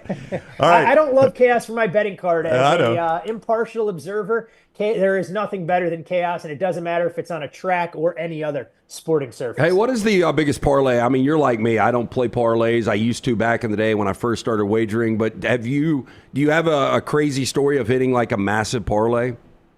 I actually don't have a great story. One that I kind of joke about during COVID because I wanted the ticket more than anything else. I put together a parlay that had a Stanley Cup final game on there, an NBA final game, a college football game, and tried to find the sporting events that were never going to overlap. Naturally, LT, that parlay goes on to win. So I had to get a little bit creative about how I was going to cash that ticket, and it's how you can kind of game the system. Reported as a lost ticket, so I still have the physical ticket and was able to cash the ticket and take the money home. Wow. Look at Fuhrman playing the game. BetTheBoardPodcast.com, as he said, back June 30th. College football conference previews, NFL previews, all that will be up from June to the end of June to the start of the season there. So June 30th is when that returns. BetTheBoardPodcast.com. In the meantime, at Todd Fuhrman on social media, at Todd Fuhrman. Fuhrman, thank you very much for the time. Always great talking with you. Have a good weekend. Always a pleasure, gentlemen. Enjoy the golf and whatever other sporting pursuits are on the calendar this weekend. You too, buddy. We'll see you next week. Fuhrman with us on the Alexander Shunnarah Trial Attorneys Hotline. And the show is being brought to you by a couple of our great folks. One of them is our friends at Twin Peaks, a chance to get by there to enjoy the weekend. Oh, there's so much going on. This is really a great sports weekend when you think about College World Series starting up, U.S. Open, NBA Finals, Stanley Cup Finals. Stop in one of those great locations of Twin Peaks. Enjoy all of the action with, of course, the 29-degree draft. Ours is at 36 right here on the Kegerator. No one does happy hour like our friends at Twin Peaks. Whatever your preference, they've got everything from tequila cocktails, extensive bourbon category, to top shelf spirits and cocktails served over the ice balls, local craft beers, handcrafted whiskey cocktails, round out an adventurous drink menu second to none. And don't forget about the 29 degrees right there in 3D. Stop in, see all those Twin Peaks girls running around, enjoy all the action all weekend long at Twin Peaks. Hey, coming up later on this evening, 5 to 7, we're going to be down at the Landing at Parker Creek Marina, where our buddy Herb Winches has his spot. We'll be recording a Mystery Fifth Hour, a 2-hour Mystery Fifth Hour, 2-ish hours Mystery Fifth Hour that Scott will drop on demand a little bit later next week. We'll be outdoors, so we'll all have on our shades from Breakline Optics. Great Father's Day gift idea. Breakline Optics, and you can go see more on their website, breaklineoptics.com. That's breaklineoptics.com. Father's Day weekend, you could save for dear old dad and get him a gift he is going to remember every single time he hits the lake, hits the river, goes outside and works in the yard, on the golf course. He's going to need those sunglasses. He's going to throw them on. He's going to think of you. And we are going to give you a great discount, TNR 25. TNR 25 when you go to breaklineoptics.com, breaklineoptics.com. These are virtually indestructible frames. They are a lifetime warranty against manufacturer defects. I've seen them hit the lenses with hammers and they cannot break them. They are high impact, scratch resistant. These are great sunglasses, and the best part about it, they're local guys. It's an Alabama-based company, TNR 25 at breaklineoptics.com. To get that 25% discount, great gift for dad, TNR 25 at breaklineoptics.com. And time for another U.S. Open leaderboard update brought to you by our friends at Vulcan Tire and Automotive. We'll tell you about Vulcan Tire and Automotive in a second. But Brownie, Spawn is an afternoon tee time. J.J. Spawn, who was a leader after round one. Shane Lowry. Oh, don't mention it. Who had his the first eagle ever at Oakmont during the U.S. Open on hole number 3. Did horrible in the other 17 holes. He ended up at +9. That is correct. DeChambeau was +3. Scheffler was +3. Those guys are out on the course now playing. It has not been the tournament Shane Lowry or you thought they would have. Yep. I thought Shane Lowry would win this thing. Jim, he's +9 right now. I don't think he's going to win this thing. The round of the day, I'm going to try again. SEC Power, Sam Burns, Dunaway. Georgia. LSU. 4 under Sam Burns as he plays his 13th hole. He is 2 under on the tournament, 2 back at J.J. Spawn.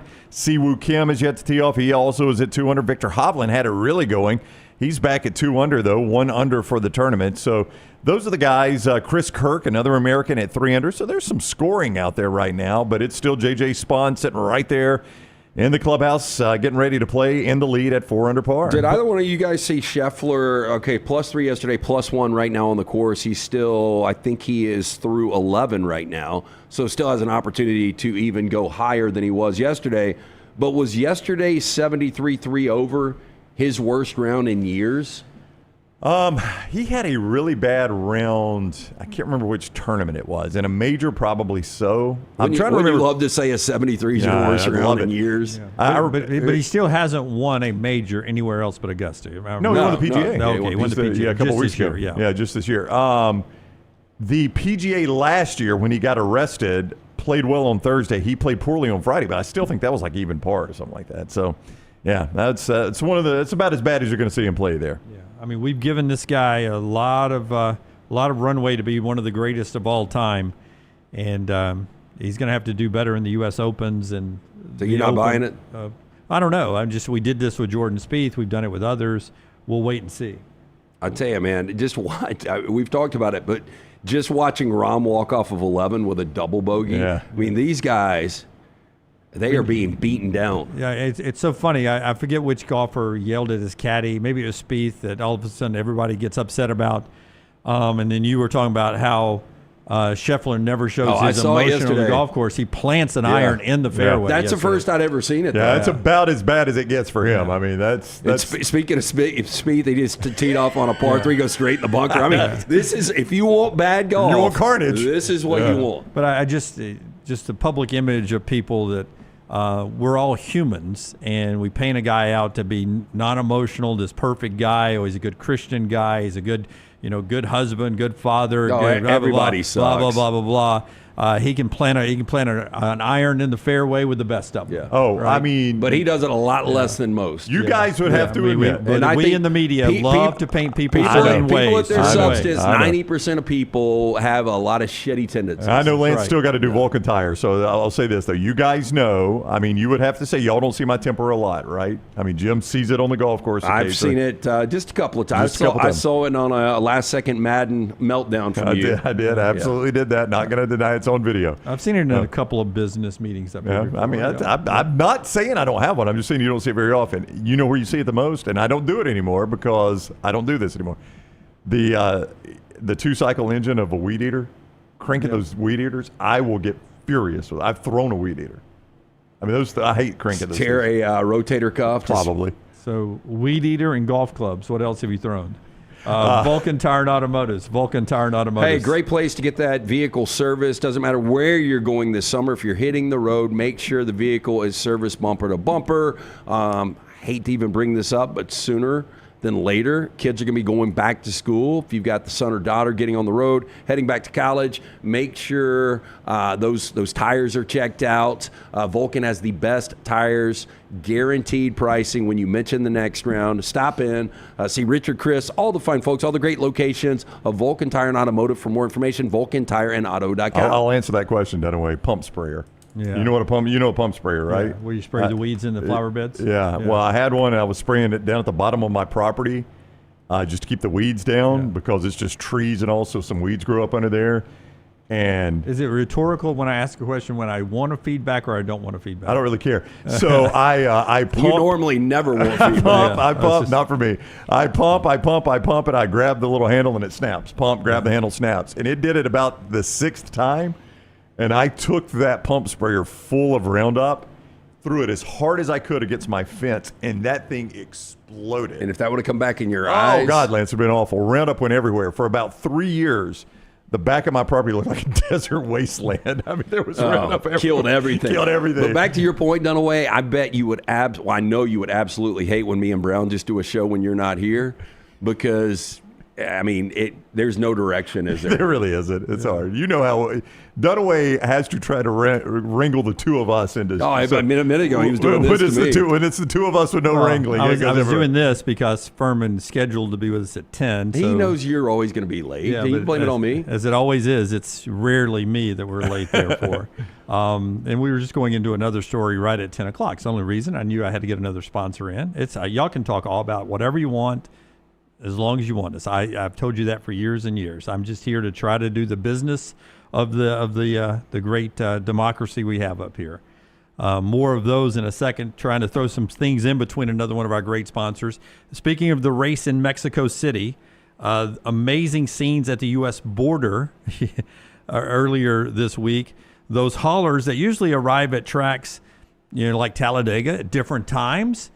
When you're going to Mexico City, we're going to all meet at the U.S. border. We're going to all go together, and we're going to have military support that's going to escort us all the way down with armed guards and rifles, and those are machine guns and military personnel that escorted the what's it called, a convoy. The convoy all the way from the U.S. border into Mexico City, where those troops will stand guard all weekend long as they race the road course in Mexico City this weekend. You think you could import some cocaine like in the tires? Yeah, I you know. think they'd even check? Yeah, you think customs checks the trucks going in? I mean, that'd be one heck of a way to smuggle some stuff across, right? Yeah, on the way back into the country? Either way. Yeah, Mexico City is where they race at 2 p.m. Central on Prime Television, happening this weekend. Juan Pablo knows somebody and gets him put in a car. That's right, yeah. We're going to get you out of here. And then there is a $3 billion multi-use facility that was approved yesterday for South Forsyth outside of Atlanta. And this is going to be the hockey home for Atlanta's NHL franchise if they get it back for the third different time. There's the outside rendering, a $3 billion mixed-use development plan. It includes, like they're doing at the Battery in Atlanta around Truist, entertainment facility around South Forsyth. What's the city close to South Forsyth? Couldn't tell you. If EG was here. EG could tell us. I don't know if it's, obviously it's not Gwinnett. That's Gwinnett County. I don't know where it is in Atlanta. You guys in the chat room, let me know. But we've had hockey in the 80s and then the 90s. Yeah, Flames and Thrashers. Yeah. That was such a niche fan base. Like, I don't know if you guys knew any Thrashers were they fans. well attended? I knew one guy that was a Thrashers fan. I don't remember him being well attended. I didn't know the Thrashers ever caught on, but here's the old Atlanta Flames. I would hope, the Calgary Flames, they will never give that up because it moved from Atlanta to Calgary, and that's been the franchise the entire time in the NHL. But the Atlanta burned at one point, was burned down, and that's why it was the Atlanta Flames. Yeah. And the Calgary Flames just inherited the name, much like the L.A. Lakers. There are no lakes really in Los Angeles. A couple of fires in Calgary. The Atlanta Flames, that is the GOAT logo to get back. The Thrashers didn't like it. Was trash from the get-go. Yeah. Calgary does the Flames logo a lot better than Atlanta did, though. Yeah, I would want the Atlanta Flames back. It would not be. We'll probably try to name it a third different team if they get it back. Do you guys remember a former Atlanta Flame in uniform being on the cover of SI? Jim Craig. It was. Okay. Jim Craig. They played in Birmingham against the Birmingham Bulls right after the Olympics. All right. When we come back, we've got 4 downs, some NFL news, and a lot more college football. Where does Alabama's secondary rank in college football? We'll discuss that coming up. By the way, pretty good. Pretty good if you're a Tide fan. All that straight ahead on the show that's being brought to you by our friends right there at Woodhouse Day Spa. It is Father's Day weekend. The gift of relaxation. You can get it for Pops this weekend. He works hard all week. Breaking that back for you and the family. Give back a little bit. The gift of relaxation from our friends at the Woodhouse Day Spa, conveniently located. Summit Shopping Centers. Get in, see Stewart and the great staff. Tell them the next round sent you. Right now, the Woodhouse Day Spa. Go to birmingham.woodhousespas.com. You can order 24/7 online those gift cards. Let Dad choose from a menu of over 70 options, including the body treatment, skin care, massages, nail services, other things. Woodhouse Day Spa, voted America's best day spa since 2009. Again, you can order 24/7 online, birmingham.woodhousespas.com. Follow The Next Round on Twitter, Instagram, and Facebook at Next Round Live. I'm attorney Alexander Shunnarah, Alabama born, Alabama raised, and ready to fight for your rights. I have one of the largest firms in Alabama, and we are here to help you get the compensation you deserve. Call me, Alabama, 323-1000. No representation is made that the quality of legal services being performed is greater than those of other lawyers. Twin Peaks is the best in the game. Here, you're in the red zone for every college rivalry and divisional matchup all season long. I mean, where else are the scenic views as good as your view of the game? Only at Twin Peaks, the #1 sports bar.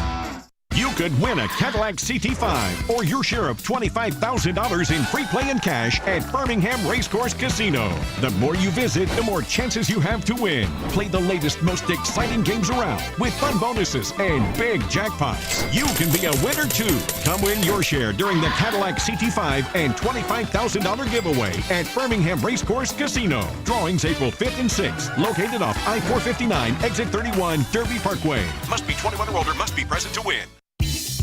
Hey, you. Days warming up. Looking like spring. And at New Balance Birmingham, we've got the thing. What pops and what's fresh? Check the selects. Come together at New Balance Birmingham on Highway 280, right next to Chick-fil-A. New Balance Birmingham. We got now. Hey, there's nothing worse than waking up to a plumbing problem. Don't get caught in a flooded house. Call the guys at Hemp Hill Services. Adam, Chad, and the team at Hemp Hill are the only ones I trust to fix it and fix it right the first time. Hemp Hill Services does it right and always at a fair price. For all of your plumbing, cooling, and heating needs, trust the name that Birmingham has trusted since 1954. That is Hemp Hill Services. Call now, 205-229-2090. That's 205-229-2090. Storm season is here. Make sure you have a plan of action in place right now. Greg from Pell City and Storm Restoration Roofing should be your first call when storms hit. Insurance companies love working with Storm Restoration Roofing because of Greg Nelson's name and reputation in the industry. When storms hit, call Greg Nelson. He's local, 205-542-3531. He's the home of the free no-cost roof inspection. Greg from Pell City on Facebook, 205-542-3531. It's Storm Restoration Roofing. As we all know, there's no off season when it comes to college football. If you want to stay in the know with all things Alabama, join us over on covercrimson.com and get $25 off your annual subscription. We'll keep you up to date and give you exclusive content all the way to the first Saturday of football season on covercrimson.com. All right, Auburn fans, I want you to become a member of thebarnauburn.com and join in on the fun. Whether it's recruiting discussions, off-season chatter, or the latest Auburn athletics news, we've got it all. Get $25 off your annual subscription when you sign up for your account at thebarnauburn.com today. War Eagle. It's bow time. Tired of choosing between sweet and savory? Why not have both? Introducing Bojangles' new chicken and bowberry waffles. The bold Cajun chicken filet you love, now drizzled with a bowberry honey glaze and sandwiched between two warm waffles. Which means your favorite meal of the day just met your new favorite dish. And lucky for you, it's served all day. But it's only here for a limited time, so try chicken and bowberry waffles at Bojangles today. It's bow time. I'm attorney Alexander Shunnarah, Alabama born, Alabama raised, and ready to fight for your rights. I have one of the largest firms in Alabama, and we are here to help you get the compensation you deserve. Call me, Alabama, 323-1000. No representation is made that the quality of legal services to be performed is greater than those of other lawyers.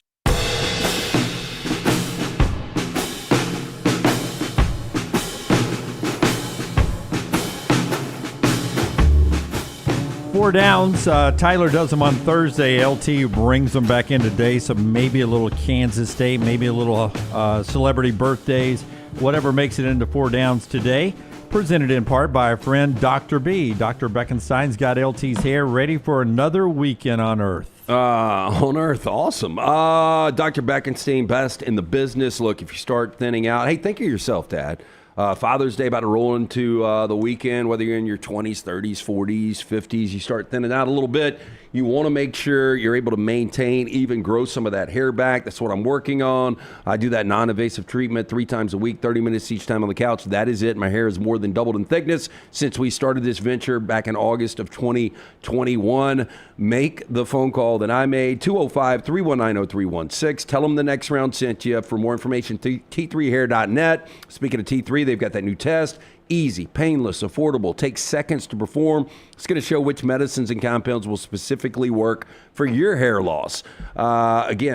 There are 10 categories of agents they use, knowing they will work for you. They will custom compound these agents for you in pill or topical forms. Men and women ordering Hims, other products online, don't even know if they work. Stop wasting your money and critical time while you're losing your hair on treatments that aren't working. Come see Dr. B and the great staff. Find out what will work for you. 205-319-0316 or T3hair.net. As LT First down. as LT gets 4 downs ready here, we do have World Series action today. Coastal Carolina and Arizona, Oregon State and Louisville in the nightcap. Murray State, UCLA tomorrow. Arkansas and LSU, the SEC battle, is happening Saturday night. The battle's already underway at Rocco's, what used to be a pizza joint.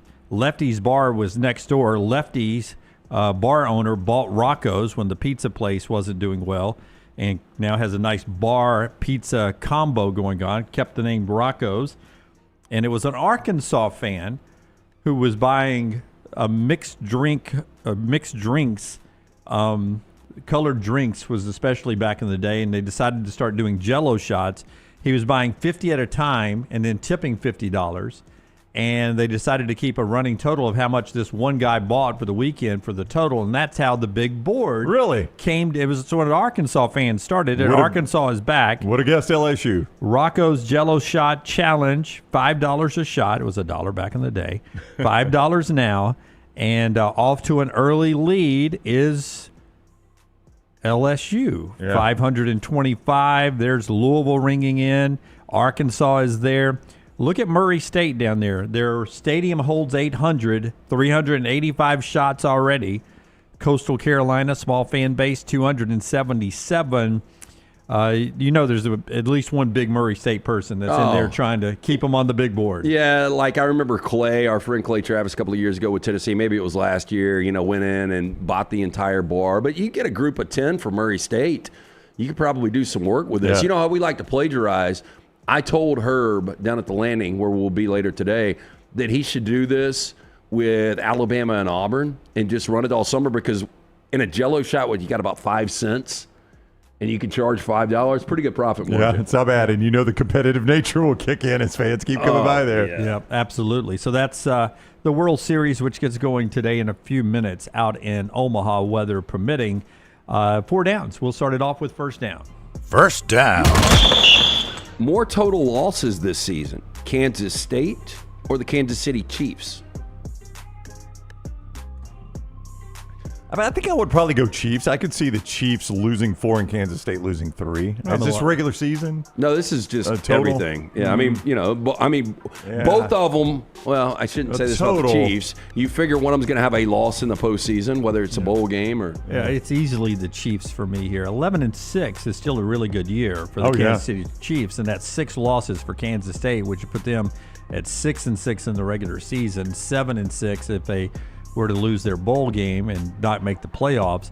So for me, easily it's the Kansas City Chiefs with more losses. Well, Chiefs actually had less losses last year. They did. 3 total losses to 4. What's the Chiefs' Vegas total this year? 11.5, 12.5? Yeah, probably 11.5. Yeah, 12-5. That's a really good NFL record. I would struggle to see Kansas State getting to 5 losses, but it is the Big 12, so I guess it could happen.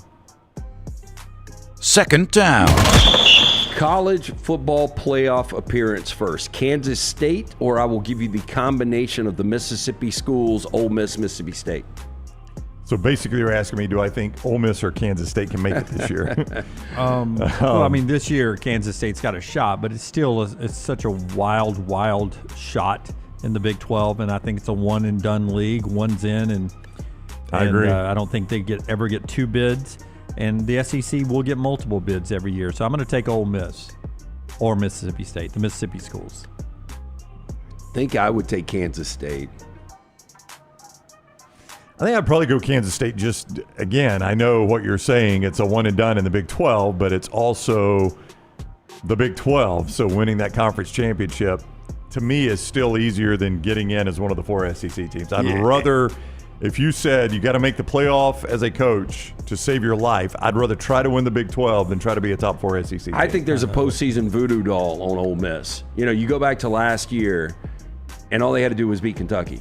Yeah. Or all they had to do was beat Florida. And you go back, the craziest play ever to keep somebody out of an SEC championship game, the Hunter Henry over the top throw to Alex Collins. Yep. Yeah. So, there's, for whatever reason, they have a voodoo doll that keeps him out of important postseason games. I would go Kansas State. Austin Simmons sneaky good this year. Ole Miss could be that team this year. When we go to 16, I think Ole Miss gets there before Kansas State. Third down. Chris Evans, 44 years old. Tim Allen, 72 years old. Ultimately better career, Chris Evans or Tim Allen? Superman or Toolman, right? No. Captain America. Oh, I thought he was Superman too. I thought it was a good line. But I think Chris Evans' best work has been other things. He wasn't Superman? No. Who are we thinking of? Chris You're Hemsworth? thinking of Henry Cavill, I guess. Hemsworth was Thor. I can't believe I know this. I can't either. Who is Chris Evans? Chris Evans was Captain America. Okay, give me something else. Okay. Snowpiercer. Chris Evans was in The Gray Man, a Netflix original a couple of years ago. Red One, the hit Christmas movie of last Then year, you have sold starring me on J.K. Simmons as Santa. You sold me on Tim Allen. He actually could be a really good leading man if he got the right material. Absolutely. Yeah. Tim Allen's can be hard to beat because of Home Improvement and That's Toy right. Story. Yep. Yeah, you sold me on Tim Allen. I'll go Tim Allen. I think I probably would go Tim Allen as well, but that Marvel money is crazy. Is Captain America dead? Nobody's ever really dead in Marvel. They can, if Marvel really wants to, they can just back up a dump truck full of money to Chris Evans' house, and then we've got Captain America in more movies. Yeah. How about Smuff pointing this out? Tim Allen at the same time had the #1 TV show, #1 movie at the box office, and the top-selling book on the New York Times bestseller list. How about that? I mean, that is pretty remarkable. I would imagine that's a hard trifecta to hit. Yeah, definitely Tim Allen here. Yeah, Tim Allen. 4th down. So a few beers into a meeting yesterday with a client, and I don't know how this came up, but it did. So I'm going to ask you guys, what is more likely you would see in the wild? A baby squirrel or a nun? You're right. I only see full-size squirrels. I have never considered that until just now. Do you ever see nuns? I saw a nun at a soccer game not long ago, so none in the wild.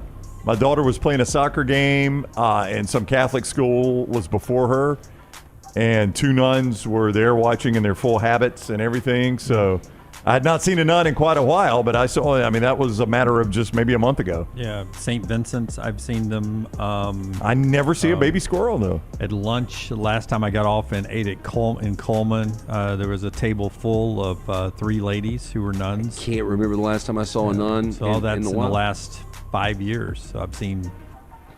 Well, how big are baby squirrels? Well, so very small. If you're not, like, if you don't come across one, you're not going to find it. But have you ever come across one? Oh, yeah. You've seen a baby squirrel? Plenty of them. I used to work landscaping, and we'd be clearing out dead trees, and we'd come across some baby squirrels, and we'd have to contact animal control or, rescue centers and try and rehome the squirrel. Wow.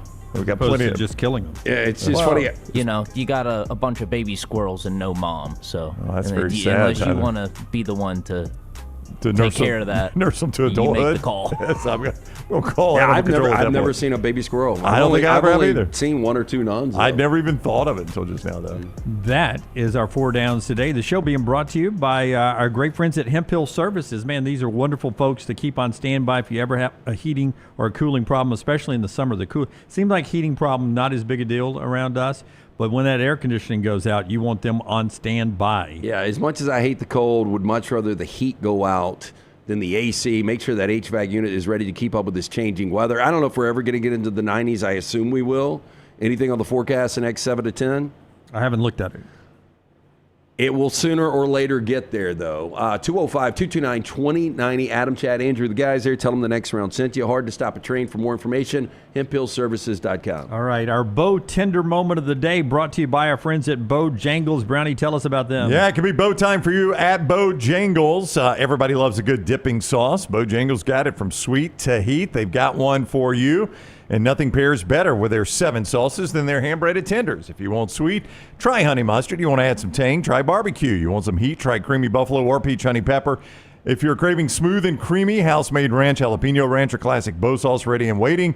So head to Bojangles, order some hand-breaded tenders with your favorite sauce today. It's Bo time. I was all ready to show this photo in our Bo Tender moment of the day and give credit to Donnie, female with an I, Dania of West Virginia with a photo, and then Forrester comes in and tells me This photo has been floating around for several years. It's not new, and it's not accredited to her in other places. Jeez, Scott, just kill it. But we fact check these things. That's what I do. But what an amazing photo of a lightning strike into a tree. Wow. And you see it running down the trunk of the tree into the root system. And what a beautiful photo. And then Forrester's like, Jim, I don't even think it's a photo. I think it's a still camera shot, like running video, and we just took one frame and popped that one frame out. Yeah. And I was like, I don't care if it's fake. I don't care if it's one frame of a video, Forrester. I want to show it just to say, do you think lightning actually looks like that when it goes through a tree? You think there's any baby squirrels in that tree? Not anymore. They're fried. I just, I don't. That lightning strike, that's why they tell you not to get under a tree, by the way, because you see how the ground is lighting up. I had algorithms that were hitting on Twitter, I don't know, a year or 2 years ago, people getting struck by lightning and lightning strikes. And there's no rhyme or reason to some of this lightning and where it hits and how it comes out, like different explosions, straight down, clean like that. Have you ever seen, like it happened on the PGA Tour not long ago, during a rain delay, a tree get exploded by lightning? Yeah, you don't want anywhere near a tree when lightning hits. I mean, they literally explode. And then if you've ever seen the ground around a tree that has been struck by lightning and how far it runs through the ground, Now we heard under a tree is the worst place to be. Aaron Rodgers has got a different accent now. When Lee Trevino got struck for like the second time, did he talk differently? I don't think it ever changed him. It changed Retief Goosen, though. I think he got hit twice. The guy in Great Outdoors, 66 times. Yeah.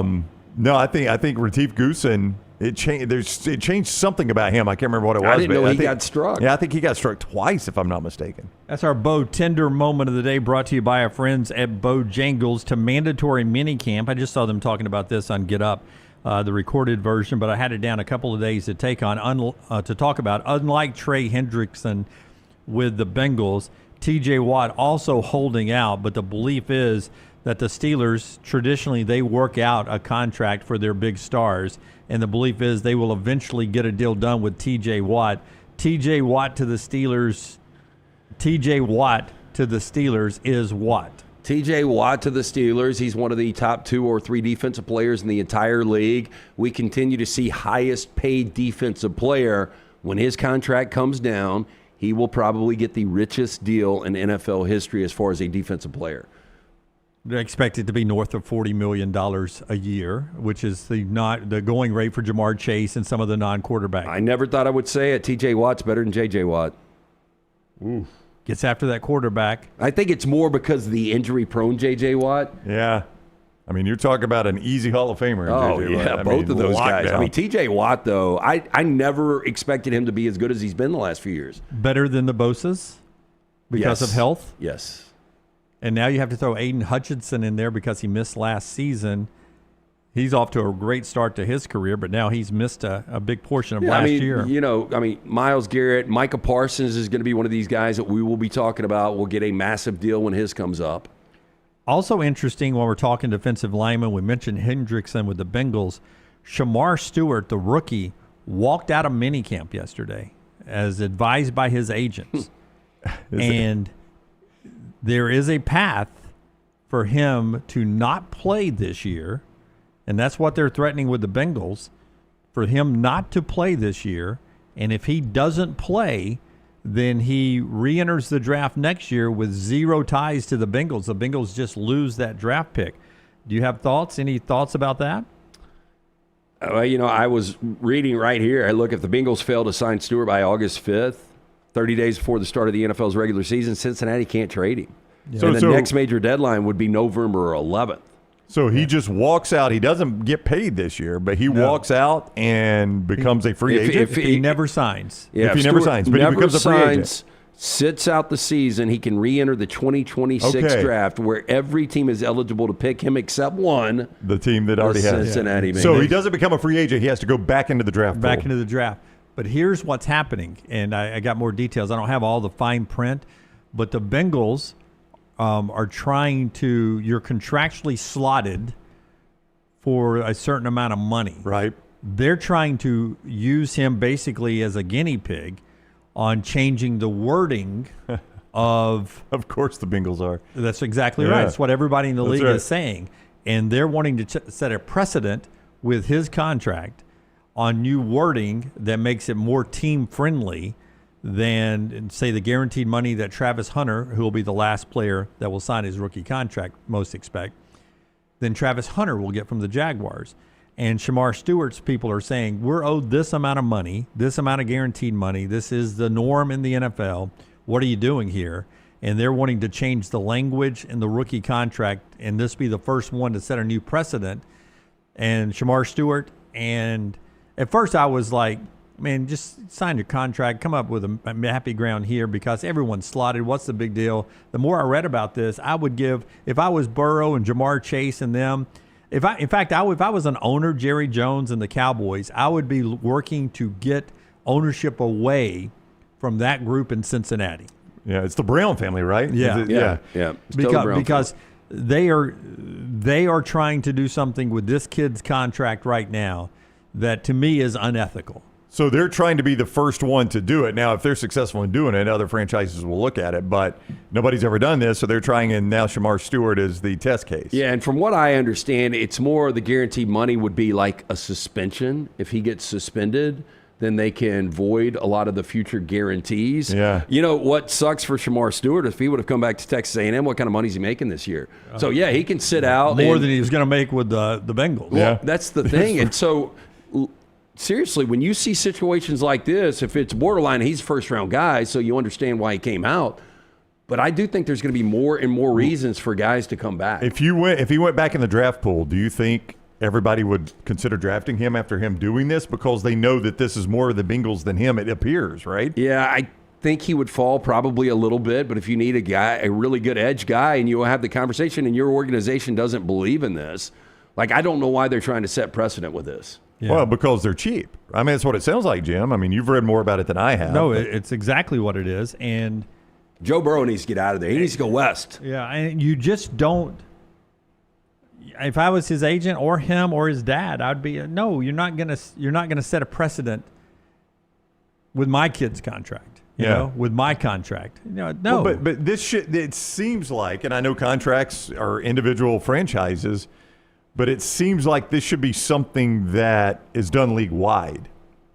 The NFLPA should be involved in this. I agree. I mean, it seems like the NFLPA should have to approve whatever Cincinnati is doing here. Now, I don't know how extensive what they're trying to do is when you say more team-friendly language. I don't know what line it has to cross before Goodell gets involved or the NFLPA gets involved. But it would seem to me like most of this stuff has been collectively bargained, right? What you can and cannot put in these contracts, what can and cannot be in there that is too team-friendly or too player-friendly. I thought that was the whole purpose of collective bargaining and slotting these deals was to get these deals done so that we don't have holdouts and everybody is in camp and everybody's playing on week one. Players Association really does have to get active on this. I mean, because from first overall pick to Mr. Irrelevant, how it's slotted and what the money's supposed to be. Don't y'all remember, though, how prevalent player holdouts were for big-name first-round guys in the NFL? Oh, yeah. And that was back before you had the slides. Before you had the slides. Yeah. And they fixed all of that with the slotting. And now you've got, that's not good enough for the owners. Now the owners, or at least one ownership group, has to find a way around that, too. And that's what's frustrating to me as the fan is I want to see the stars play. And you fixed all of this so guys don't sit out anymore. And do contract holdouts before they ever play a game, and now you're going to screw it up. Did you guys happen to see the Adam Schefter story explaining how the Brock Purdy fell to the 49ers? I did not. It was pretty fascinating. Did you see it, Dunaway? I did not.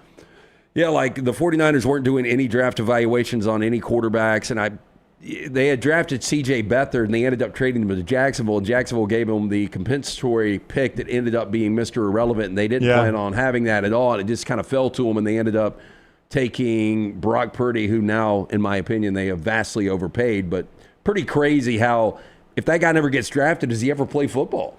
Yeah, Purdy, I mean. And especially with that team, it was like just the right moment in time. Fortunately for him, the USFL at the time and the XFL, they had not merged yet. They existed. So he would have played there. Yeah, and I don't think he would have ever played in the NFL. I don't know if he would have ever gotten there. Yeah, just interesting what's going on. Got to play this soundbite before we get to the top of the hour. This can be our new life sound of the day. A legend in the making, maybe Cam Ward, up in Tennessee.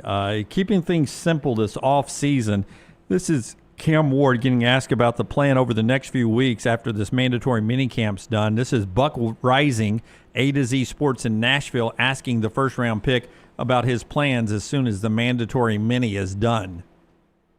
What's your plan for the next 5 to 6 weeks before you report to camp and when you gather with your receivers and some of the other quarterbacks and go over things just to kind of refresh everybody?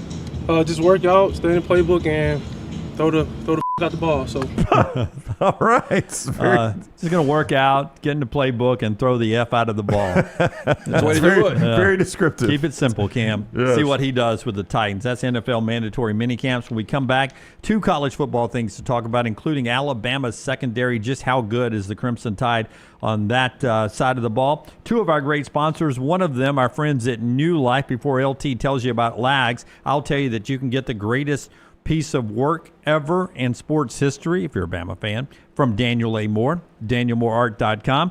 There's the basketball version of the buzzer beater, New Life Art, the limited edition right there, that print with the promo code TNR, and then all the great football prints from all the great games over the years. If you're a Crimson Tide fan, nothing says Father's Day than giving him a great memory from earlier in his life to put in his sports room. DanielMooreArt.com, DanielMooreArt.com, and our friends at Lags. Hey, a little history there. Back in the 70s, Lag Gaglin actually ran a little neighborhood cafe in Homewood, Alabama.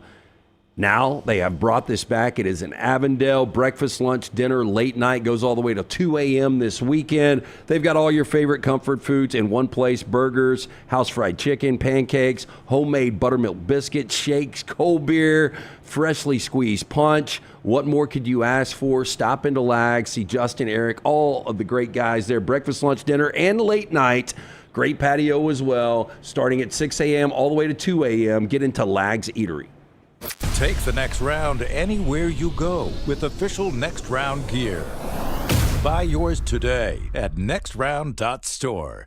I'm attorney Alexander Shunnarah, Alabama born, Alabama raised, and ready to fight for your rights. I have one of the largest firms in Alabama, and we are here to help you get the compensation you deserve. Call me, Alabama, 323-1000. Your representation is made that the quality of legal services being performed is greater than those of other lawyers. Hey, there's nothing worse than waking up to a plumbing problem. Don't get caught in a flooded house. Call the guys at Hemp Hill Services. Adam, Chad, and the team at Hemp Hill are the only ones I trust to fix it and fix it right the first time. Hemp Hill Services does it right and always at a fair price. For all of your plumbing, cooling, and heating needs, trust the name that Birmingham has trusted since 1954. That is Hemp Hill Services. Call now, 205-229-2090. That's 205-229-2090. Man, I love a good meal. I'm Jim Dunaway. A good meal is what you get with my friend Sterling at Champy's Chicken on Highway 119 in Alabaster. We're talking great southern fried chicken, wonderful sides, hand-cut chicken fingers, po' boys, and those Mississippi Delta recipe tamales. You got a perfect menu for everybody. Champy's Chicken is perfect for watching the big game, or taking a meal to the lake house, down to the coast, or stay in the restaurant and dine in a great atmosphere. It's all made fresh to order right there on 119 in Alabaster, Champy's Chicken. This hour of the Next Round is presented by the Birmingham Racecourse Casino, now featuring 7 days of giveaways with your chance to win a share of up to $125,000. The more you visit the Birmingham Racecourse Casino, the more chances you have to win. Since you listened to my last message so well and got rid of those cargo shorts and stained t-shirts, it's time to replace them with Rhoback.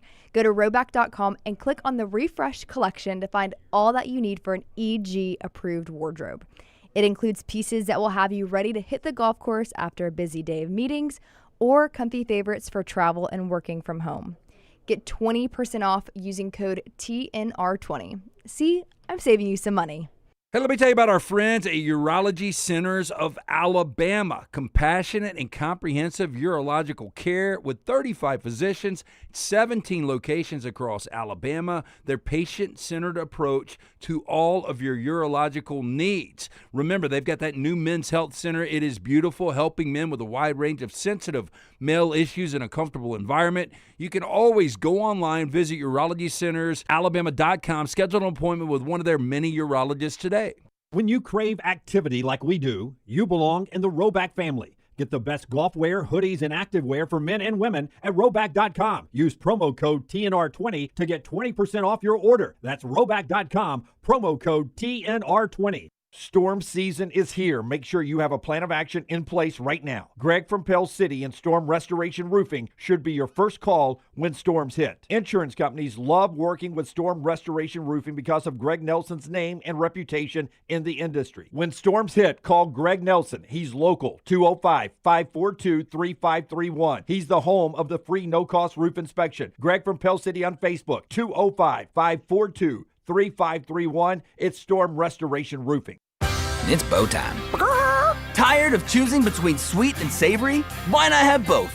Introducing Bojangles' new chicken and bowberry waffles. The bold Cajun chicken filet you love, now drizzled with a bowberry honey glaze and sandwiched between two warm waffles.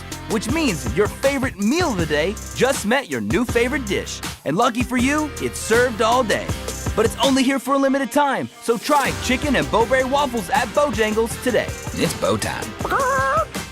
I'm attorney Alexander Shunnarah, Alabama born, Alabama raised, and ready to fight for your rights. I have one of the largest firms in Alabama, and we are here to help you get the compensation you deserve. Call me, Alabama, 323-1000. No representation is made that the quality of legal services being performed is greater than those of other lawyers. Jim Dunaway, Lance Taylor, Ryan Brown. Live from the Birmingham Racecourse Casino Studios, the next round, presented by Bud Light, is on now. Hey, this hour brought to you by our friends at Champy's World Famous Fried Chicken, champyschicken.com, Highway 119 in Alabaster. Go by and see Sterling and the crew. Always getting you ready for the weekends, including tailgates in just over 70 days. But to watch the big games this weekend or to enjoy a trip down to the lake or the beach, just swing by that I-65 exit of Alabaster, just less than a mile to 119's location there where Sterling's been for over a decade for the best fried chicken, hand-cut chicken fingers, Mississippi Delta recipe tamales, and so much more. It's champyschicken.com. All right, our friend Adam Rittenberg, ESPN.com, he does something every year where he rates, different people have done it over the years, Rittenberg's done it the last few years, the future power rankings. Now, in the past, they've done it for the next 5 years. Recently, they brought it down to 3 years. Rittenberg says, we're only doing 2 years now. It's become that changed, huh? Because of the transfer portal and the roster movements, because of NIL and stuff. And here's the criteria. It's a 2-year window is all they're looking at. Returning quarterback or a multi-year quarterback, offensive line, defensive line, roster management, star power on the roster, and coach. Those are the criteria he goes by. And they only do the Power 4 conferences and Notre Dame. So you got, what's that, about 68 teams or so? Roughly. 68 teams. So for the next 2 years on the ESPN Adam Rittenberg power rating, where do you think Hugh Freeze and Auburn slides in? 1 to 68. I just saw 68, so I'm not going to look any further. Okay, they're not 68. They're not 68. They're going to be out of that. I'll go ahead and let you out of the cat out of the bag. They're not 1. Yeah. Okay, so between 1 and 68, where is Auburn? I would say that the Auburn Tigers are 39. Oh, boy, that is bad if they are. He's really close. They're 37. So over the next 2 years, they expect Auburn to be a mid-tier college football program. Yep. I mean, it's better than they've been. Yeah, but it's not acceptable. I mean, no, it's not. For the money you're paying Hugh Freeze, absolutely not. And the money they're pumping into NIL and facilities, it is not acceptable to be a mid-tier college football program, and that would be you're still mid-tier 4 years into Hugh Freeze's coaching tenure, which probably means you're at the end of Hugh Freeze's coaching tenure at that point. But if you're 37, that means it's gotten better over the last couple of years. I agree with you. I think it has, though. 37, Jim, that's probably an average of a 7-5 team? It's gotten better, yeah. That's sad. It's gotten a lot better. They're right behind, and this is Adam Rittenberg, ESPN, who does all, and he explains it. You can go read all. I mean, I forget how many pages of work he said it was when it's not on your internet, but it's a lot of work he pours into this. He's got them 37th. The programs around them at 36, one spot ahead, is Nebraska. which would be underwhelming for Matt Rule and company as well. And they're one spot ahead of 38 TCU. I mean, I expect more. TCU, I don't know. People are really high on TCU this year. I'm not sure I'm there.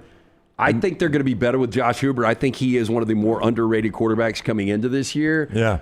But, Dunaway, we got to skip 38 and go to 39. 39 is what blows me away. I just saw it. Did you see it? I did not look at 39. Holy hell. 39. Oh, yeah. Florida State? Florida State. Well, I mean, you're replacing all these coaches. I love my guy Matt Rule, but if Matt Rule is still mid-tier college football program, that would be 4 years in for him as well, right?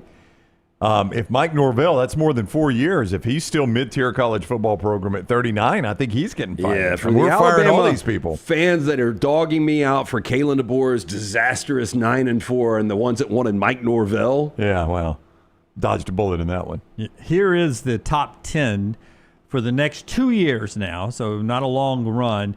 Alabama is number 10. I mean, I tell you, that's disappointing for Alabama fans. If you're only number 10 over a 2-year period. Because that's telling you what, you're going to get to the college football playoff, you're not going to do anything with it. Yeah.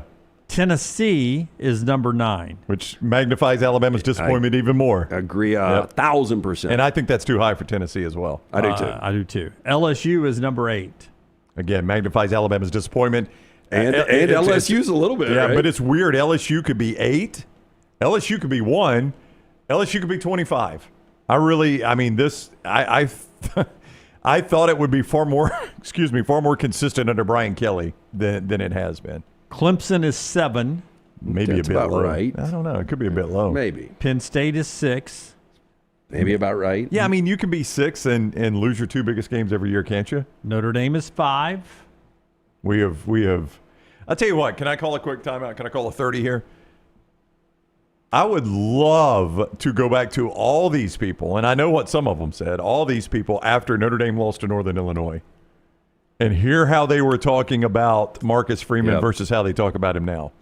And it's warranted the way you talk about him now. The guy just coached for a national championship. But I do think when you get the combination of his ability to recruit and playing in the national championship, them finally making noise in a playoff. But you remember coming out of the Northern Illinois loss. Hell, I might have said it. I know I did. They're out of the playoffs.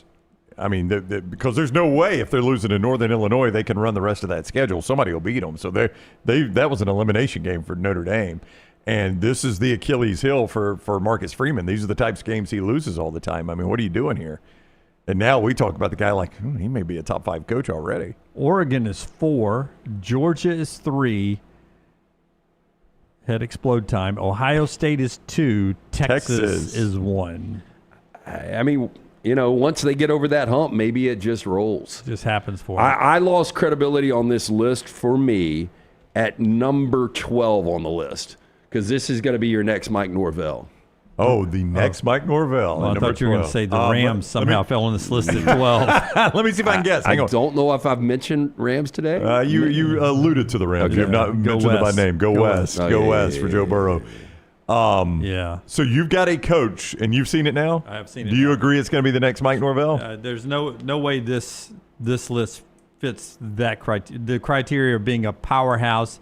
That's the 12th best program in the next 2 years. This is why this list I would. So this is the next Mike Norvell for you. Yeah, but this is another version of the FPI that I thought you guys would like. I hated the FPI. I love looking at this, but I'm just saying I don't know how much stock I'm going to put into it based on this. I like that he's got this controversial pick because it might work out. This goes one of two ways, and if they have another really good season, then he's going to say, "Told you so." I don't see it happening.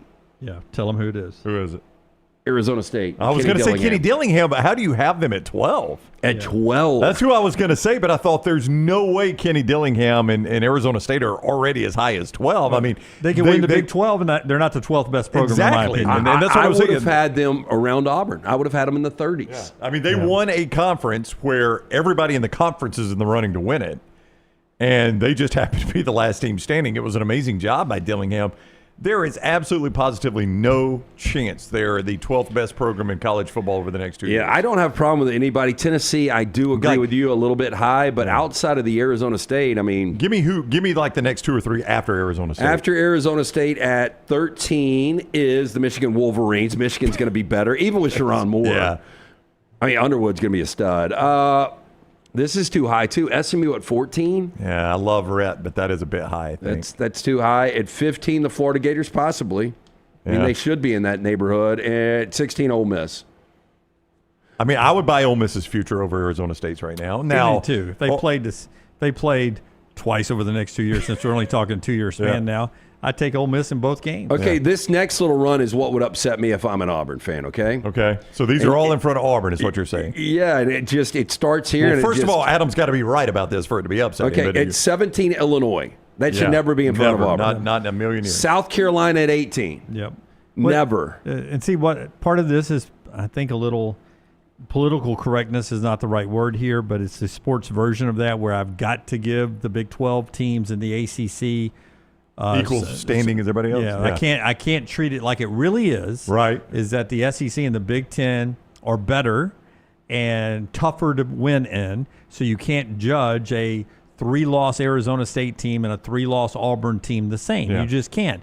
There are going to be a lot of people over the next few years that try to do it that way, including a selection committee, and it's just not true. Yep. And you guys can say, well, it is true, blah, blah, blah. Well, Yeah, you can it's say not. it, It's not. but it ain't. It's not. 19, Iowa State. Yeah.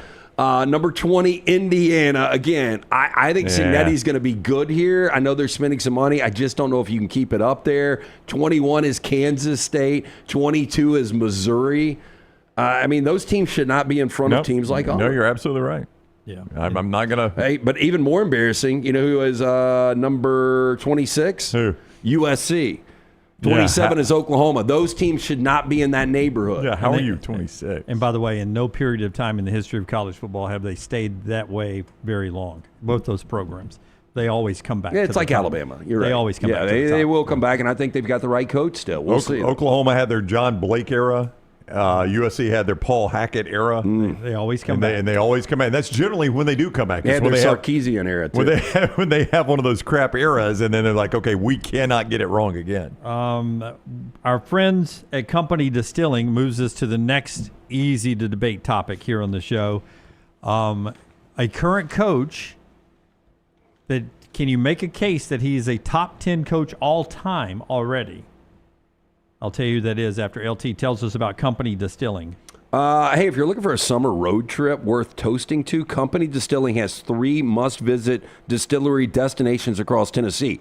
Thompson Station, just outside of Nashville, historic Lynchburg, and Townsend in the heart of the Smoky Mountains. Take a tour, enjoy a flight of award-winning whiskey, sip on a craft cocktail, soak it all in with the best of company. Maybe you're out there, you're like, what am I doing for Dad for Father's Day? You want to do something unique? Plan this trip to Company Distilling, the 3 destinations across Tennessee. For more information, CompanyDistilling.com. All ages welcome to visit. Must be 21 or older to sample. Please enjoy responsibly. Our guy Alexander Shunnarah, trial attorneys. When you're in, in need of an attorney, Shunnarah.com is where you start. You never pay unless they win your case. Shunnarah.com. They're right here in Birmingham, been headquartered here for more than 24 years. They've grown to more than 150 lawyers, supported by more than 500 dedicated team members.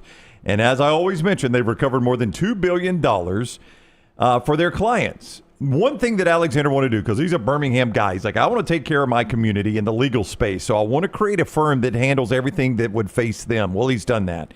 They not only handle personal injury claims, you know that, but also claims for fire and storm damage, bad drug and device claims, disability, workers' compensation, and a host of other claims. If you find yourself in need of a lawyer, call the Alexander Shunnarah Trial Attorneys, Shunnarah.com, Shunnarah.com. All right. I forget which college football site on Twitter it is that did this ranking, College Football Focus or something like that. But Kirby Smart of Georgia, can you make a case that he is a top 10 college football coach of all time already? Well, I think it's worth a debate. He's Okay. a 2-time national champion. So let's for purposes of this discussion, I'll be the court stenographer here. Let's throw out. Okay, well they've done it. I was going to say let's throw out the guys we just accept their top 10 coaches without debate. Okay. Here is the list from the 5 folks at IE here. Nick Saban, Bear Bryant, 1 and 2. No Both of debate them coached whatsoever. Yep. at a place called Alabama. Bobby Bowden, 3. Newt Rockne, 4. Woody Hayes, 5th. Tom Osborne 6th, Joe Paterno 7th.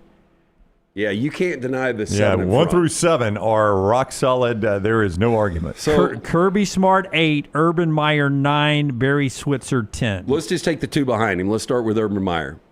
I think Urban Meyer has done more over the history of his tenure than Kirby Smart has. Well, let's start with the fact that Urban has won 3 national championships, right? 2 at Florida, Yep, 1 2 at Ohio Florida, State. 1 at Ohio State. So that's one more than Kirby has. Yeah. So And he's done it at multiple jobs. And look, there's nothing wrong with taking one job like Bobby Bowden pretty much at Florida State and dominating. Nope. But if it does show you when you can do it in the MAC, you can do it back then in the Mountain West, you can do it in the SEC, and you can do it in the Big Ten. It shows you he can win at any level with any program, and he can win national championships. So I would definitely have Urban Meyer in front. I do think 10 is interesting. Barry Switzer 2 or 3 times. Barry Switzer is a 3-time national championship and incidentally a Super Bowl winning coach, which that's a heck of a resume right there, but we'll only consider the national championships. I would have to look. I imagine he's got more wins than Kirby. Would you think that's the case? Oh, at this point, yeah. yeah. He coached a long time. And back then, Big 8 football was tremendous football. Was that considered the best conference in America? Oh, no. Oh, I mean, it was dear top heavens. heavy. Oh, and by the way, Pete Carroll. They played for the championship all the time. They did. It was Oklahoma, Nebraska, though, every year. There was one year, 1977, I believe, where Colorado was also ranked 1, 2, 3, in fact. I think it was 77, maybe. Okay. Maybe it was 73, 74, somewhere. 75, 76, 77, somewhere around there. It was either Oklahoma, Nebraska 1, the other one 2, and Colorado 3. I think Pete Carroll is over Kirby right now. It's close, really, really close. And Kirby can obviously take over Pete Carroll. I don't know about you guys. I know we brought Pete Carroll up a couple of days ago. Would you have Pete Carroll over Kirby Smart? I think I'd have Kirby in front of Pete Carroll. Well, the fact is, I mean, if it ended today and Kirby never coached again, I probably would have Pete Carroll ahead of Kirby Smart. Yeah, I think Kirby will overtake him. Yeah, but I think at this moment. If it ended today, I would have Urban Meyer ahead of Kirby. If it ended today, I'd have Barry Switzer ahead of Kirby. Yeah, Barry and Urban definitely. So I think your top 8. I would have Urban over Joe Paterno. Oof, that's a lot of Paterno wins you have to look past. Yeah, in a win total. Yeah, and I think we're probably skewed on Paterno now because of the way it ended. Everything. But if you go back and look, before the modern day Penn State football, they did play a lesser schedule. A lot of those wins were against Northeastern schools that couldn't hold water to the teams Notre Dame or Michigan or Ohio State were playing. You know, Barry Switzer has 157 wins. It's not that big of a separation because Kirby's already got 105. I mean, Kirby's going to catch him. Barry was a long-time assistant. Yeah. Yeah, and Barry was also coaching, 10 regular season games, and now you're playing upwards of 15, 16 games. They had a lot of 12-game years because they were so good, but yes. Yeah, I mean, he was not coaching as many games, but Switzer at Oklahoma was 157, 29, and 4. And Kirby is 105 and 19. So win percentage-wise is going to be very, very close there. And you used to have ties back then, which complicates it a touch. Kirby doesn't you have could see Kirby going 52 and 10 over the next few to 100% equal up the win percentage and everything right 100%. there. But in fact, the 10 might be a little high. When you factor in, I mean, Kirby Smart sends a discussion of a top 10 coach all time. When you first brought this up, I thought there's no way we'll have him in the top 10. But as you start to list it out, there's a heck of an argument for him already being in the backside of the top 10. Just guys whose resume may not match, but you have to look at other things would be Steve Spurrier. His resume is not what Kirby's is. He doesn't have that second national championship. He doesn't have the second national championship. I think I would take Spurrier over Kirby. But when you consider the way he dominated the SEC in his time at Florida, and the fact that he changed the way the SEC played football, he was a pioneer basically in Southeastern Conference Most football. impressive thing he ever did was win 11 games in 3 consecutive seasons in South Carolina. And then you add that on. Pull up Steve Spurrier SEC championships. How many does he have? 4, isn't it? I would have. Would you not have Spurrier in front of Kirby Smart? Right now, maybe. But Kirby's won 2 national championships. 6 SEC championships. Steve Spurrier has. Larry Coker won 2, didn't he? 6 SEC championships, and I need to get his win total here. Yeah, but you know Florida Kirby and South Larry Carolina. Coker are not in the same category. I know that, but I'm just saying, Spurrier took over a much worse situation than Kirby took. 228, 89, and 2, 1 national championship, 5 SEC championships. That's I think I'd go Spurrier in front of him still, Yeah. but Kirby will pass him. Kirby has how many SEC championships now? I think it's just 4. I think it's 4. Just 4. Just 4. No, just 3, actually. 17, 22, and 24. He's got an Alabama problem done. Yep, that has cost him a few. It has cost him a few. I just thought it was interesting that Kirby Smart in that discussion, and appreciate the discussion on that. Our friends at Urology Centers of Alabama gets us to the talk about Alabama's secondary and where it ranks right now. Urology Centers of Alabama wanting you to stay on top of your health. Listen, a secondary can protect the backside of your defense. Urology Centers of Alabama protects you at some long-term health issues that you possibly could have as well. Jump in right now with our friends at Urology Centers of Alabama and stay on top of your health. Early detection can save life. 16 locations, 35 urologists, one near you. 205-930-0920, 930-0920. UrologyCentersAlabama.com, UrologyCentersAlabama.com, our friends at UCA. According to several sites, best secondary in college football is the Texas Longhorns at number 1.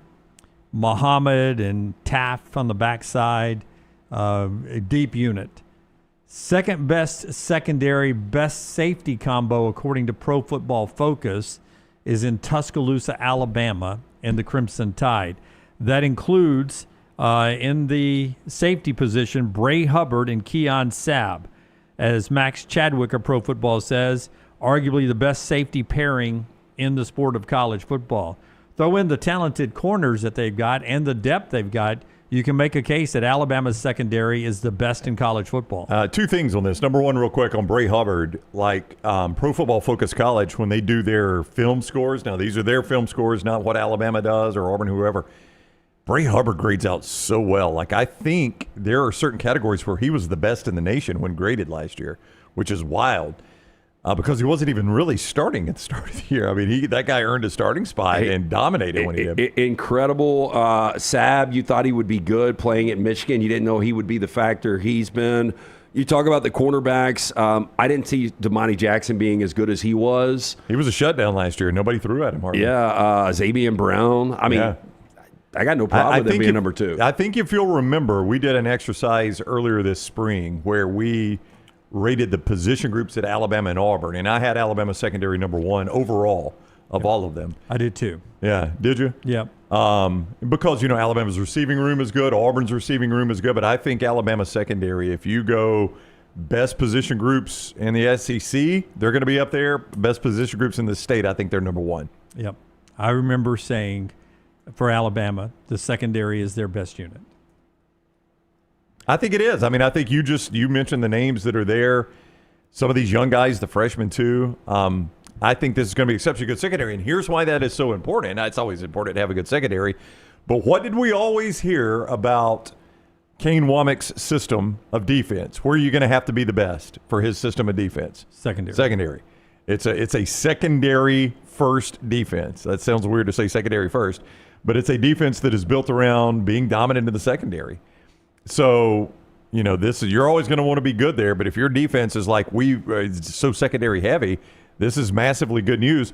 And as we've talked about often, as much as they got beat up at the start of last year, Alabama's defense ended up being a really, really good unit at the end of that schedule last year. Other units mentioned by Pro Football Focus, Notre Dame, they've got Leonard Moore back. Ohio State with the best defensive player in college football, and Caleb Downs is back. And then another reason why this is a sneaky national championship pick, Clemson has maybe the second or third best group of cornerbacks in college football, according to Pro Football Focus. So, yeah, very interested to see where Clemson, when they rank the defensive line, where Clemson is on that. Pretty high on that with Peter Woods and company over there. Little college football for you there. We get back to the U.S. Open. The leaderboard, by the way, Shinnecock next year for the U.S. Open. That's always a difficult track. Yep. It's links style. Wind is always a huge factor there on Long Island. So then Pebble Beach, then Winged Foot. Pebble Beach is one they can get if the wind doesn't blow. You can get a low score there. Then back to Pinehurst in 2029. Yeah. Some of the future familiar courses. And then we're back to Pennsylvania and Marion in 2030. Wow, you got the schedule in front of you, do you? Justin Rose won in Marion. Then the Riviera out in the Pacific Palisades in California in 2031. I love Riviera. Those are the only ones we have set now, according to the teleprompter. Good. Yeah. Maybe we get some local courses in the running there. Yeah. Brought to you by our friends at Vulcan Tire and Automotive. Great locations throughout Birmingham. If you're getting on the road this weekend, this summer, make sure your vehicle is properly tuned up, bumper to bumper. Our friends at Vulcan Tire and Automotive, they can handle any of this. You're looking for new tires, best tire pricing in all of Birmingham. Once you mention the next round, get in, see Chris, Richard, the fine folks there. For more information, VulcanTireandAuto.com. JJ Spawn yet to tee off, still your leader. He is at 4 under par, sitting right there in the clubhouse. But I'll tell you who's chasing him down is an LSU Tiger, Sam Burns, 5 under today. Already looking at maybe the round of the tournament so far. Sam Burns, 5 under, is one shot back of Spawn, who is yet to tee off today. Victor Hovland on the course right now. He's 3 under on his round today. Real quick on Burns, you guys were in the middle of a discussion, and I was watching on our bottom right on Peacock Live right now. He was on 4, and he had, I want to say it was 120, 130-foot putt. Yep. And he missed it by like an inch. It was going to be one of the best putts I've ever seen in my life. Ever. But he is absolutely scorching this. Like, how can guys be so bad and he is 5 under today? It's every week in the PGA Tour, man. Every week at the PGA Tour. No matter how bad somebody plays. He's got another one. Look at this. Somebody tears or it I up. guess he just hit this one, did he? No, this is for live. birdie in the co-lead. And he not going to get there. Good speed. Yep, 1 bogey today for Burns, but he is 5 under, so he has torn it up. The Shreveport, Louisiana native, so he's your he's one back right now, but your leader on the course in the U.S. Open. They were writing at The Athletic about what a sad situation it was yesterday that security guards outnumbered the number of media that was following Phil Mickelson around in what is likely his final U.S. Open. Why do you have so many security guards? He had 2 security guards, and the one media person was the writer from The Athletic. Yeah, he had no media is the thing. I thought you meant he had a lot of security guards. No fanfare, and I watched some coverage yesterday. I never saw Phil. I don't even know what he shot yesterday. What did Mickelson shoot? 4 over, I think. 3 or 4 over. Is that it? Yeah. I mean, so not far out of contention. Not bad. He had one of the crazier shots last week in what was the tournament? The Live tournament, yeah. Yeah, you saw that, right? Yeah, we shot in the it bunker. Basically sideways. Yeah, back turn basically to it. So where's Phil right now for those that are Phil fans? Second best player of the 90s, early 2000s. You may have to give me a second to dig here. 155 guys in this field, Jim. That's right. It'll be down to 60-plus ties after today. Right.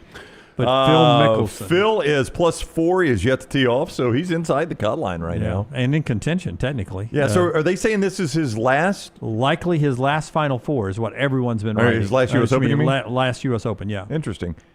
I thought he had No, I guess not. I was trying to remember the year he won the PGAs. That would have given him 5 years, I think, in the U.S. Open. It's not Jim saying. It's everyone writing that this is likely Phil's final U.S. Open. Yeah. It's the one he's never won. That's right. Came close. Which, to me, he would try to keep playing and just take a wild shot until he can't qualify anymore.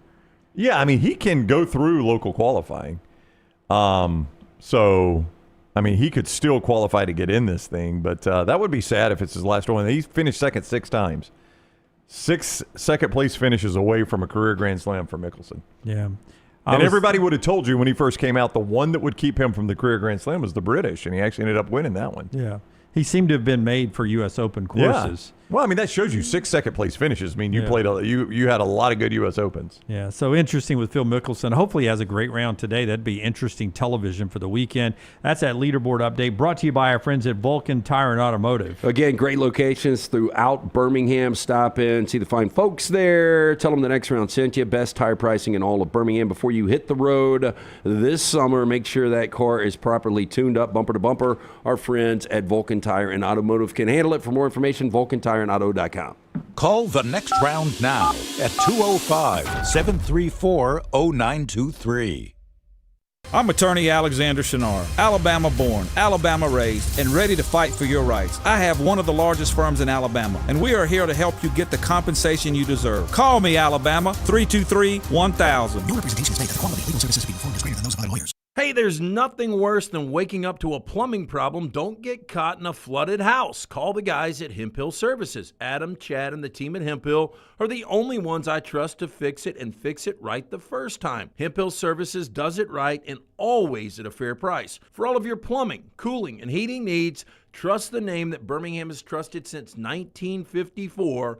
That is Hemp Hill Services. Call now, 205-229-2090. That's 205-229-2090. Hey, Lance Taylor from the Next Round to tell you about my friends at Michelson Laser Vision, located conveniently UAB Highlands. Almost 20 years ago, I went in for the procedure. Only took 12 minutes for both eyes. When I went in, I had 20/200 vision. I was legally blind. Now I have 20/15 vision, still 19 years later. Make the call today. Schedule a hassle-free consultation, 969-8100. Dr. Mark Michelson, Dr. Jen Michelson, Michelson Laser Vision. Make sure you tell them the Next Round sent you, 969-8100 or MichelsonLaserVision.com. Stop by the New York Butcher Shop and pick up the finest in certified Angus prime beef steaks and burgers, premium pork chops, ribs, and all-natural chicken cut to order just for you. Their chef-prepared entrees and side dishes are the perfect dinner-to-go choice for your family and are ready to heat at home. With a great selection of fine wines and desserts, the New York Butcher Shop is your one-stop dinner shop. 2 locations to serve you, Cahaba Heights and on Highway 119 in Greystone. The New York Butcher Shop. Rare quality, well-done service. Remember the name Way to Wellness if you're battling weight loss in your life. I'm Jim Dunaway from the Next Round. There was a time I was over 216 pounds until Way to Wellness helped me lose 45 pounds, and now for over 2 years, they've helped me keep that weight off. Here's their website, aplanforme.com, aplanforme.com. That's a great name for a website because there's no cookie-cutter plan. Everything is designed specifically for you. No contract, no sign-up fees, and your first consultation is free at Way to Wellness. Hey, you. Days warming up. Looking like spring. And at New Balance Birmingham, we've got the thing. What pops and what's fresh? Check the selects. Come together at New Balance Birmingham on Highway 280, right next to Chick-fil-A. New Balance Birmingham. We got now. It's bow time. Tired of choosing between sweet and savory? Why not have both? Introducing Bojangles' new chicken and bowberry waffles. The bold Cajun chicken filet you love, now drizzled with a bowberry honey glaze and sandwiched between 2 warm waffles. Which means your favorite meal of the day just met your new favorite dish. And lucky for you, it's served all day. But it's only here for a limited time, so try chicken and bowberry waffles at Bojangles today. It's bow time. The World Wide Web is a large place. Find all your favorite people and content in the same spot. NextRoundLive.com is full of wonderful tidbits about the show you know and love. Find our gear, listen to your favorite personalities, follow our socials, and enjoy your trip to NextRoundLive.com. Want more of the show? Download the app or visit nextroundlive.com for the latest podcast, The Mystery Fifth Hour, our Not For All Ages podcast, The Last Call, and the entire Double Down Media podcast family. All at nextroundlive.com and on the Next Round app. I'm attorney Alexander Shunnarah, Alabama born, Alabama raised, and ready to fight for your rights. I have one of the largest firms in Alabama, and we are here to help you get the compensation you deserve. Call me, Alabama, 323-1000. No representation is made that the quality of legal services being performed is greater than those of other lawyers.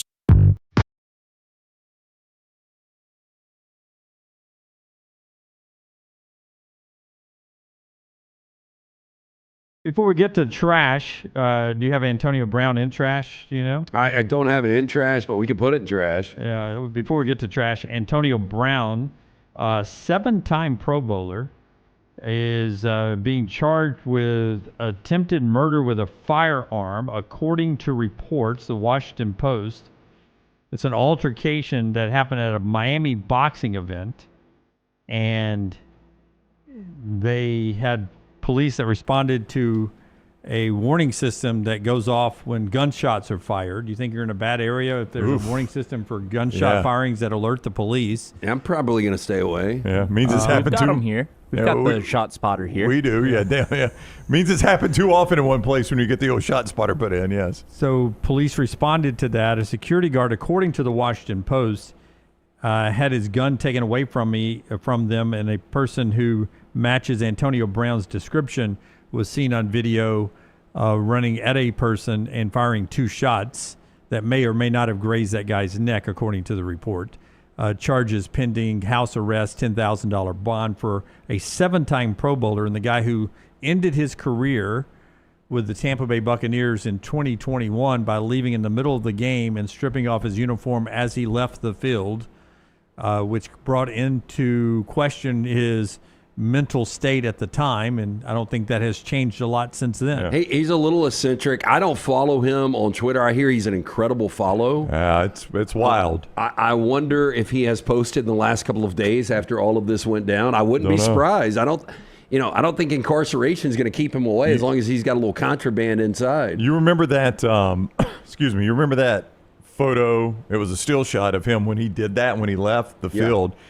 And he's in the end zone as play is going on in just his pants and no shirt, and he's deucing or flipping the crowd out. Bruce Arians was the coach, right? I think so. And because he was just like, what in the hell? And he's doing that. And I'll never forget, our buddy Tanner Allen sent it to me with a mortgage right, and he goes, "This is why we confirm employment the day before the house closes." Because you just never know what's going to happen. You never know. You never know. Champy's Chicken. Have I said that this segment yet? I don't think so. Our friends at Champy's Chicken bringing you part of the show. Champy'sChicken.com. Forrester, you got something? You're looking over there. Turn Forrester's mic on. What do you have for us, Forrester? We were just looking at some of the things that Antonio Brown's tweeting. Okay, after Champy's Chicken. I don't think so. I don't think. We were discussing if we could put it up. Yes, if you have to ask. Champy'sChicken.com, Highway 119 in Alabaster. Go by and swing them for lunch or dinner right there. Champy's Chicken with Sterling and the crew there. Brined overnight, cooked to order chicken, hand-cut chicken fingers, Mississippi Delta recipe tamales, so much more. All the great locations of Champy's Chicken, but we recommend one. The one on Highway 119, that's Sterling's, and it's right there for the weekend, for tailgating, for any time. It's Champy's Chicken, champy'schicken.com. All right, let's do trash. It is brought to you by our friends at Bud Light. Easy to drink, easy to enjoy. Tyler. Now, if that's too much, 12 different appetizers to choose from. I'm a fried dickle pickle man. I'm a fried dill pickle man. LT's Trash is presented by Bud Light. Well, I tell you, technology's gotten crazy. You were talking about the Shot Spotter. We start off with a shark attack app. It's called the SafeWaters.ai. It's a groundbreaking artificial intelligence platform dedicated to beach safety. Successfully forecasted today's shark risk at Boca Grande, Florida, accurately identifying the area as, quote, high risk. Prediction proved accurate following an unfortunate shark attack incident earlier today. Now, SafeWaters.ai leverages sophisticated artificial intelligence methods, combining a comprehensive historical shark attack records with precise marine weather forecast to provide reliable shark attack risk assessments. Today's confirmed incident underscores the platform's capability and reliability in helping protect beachgoers and coastal communities. So if you guys had this app and you were in, I don't know, let's just say Miramar, Florida, and it came out that there's a higher probability that there's going to be shark activity, would you get in the water?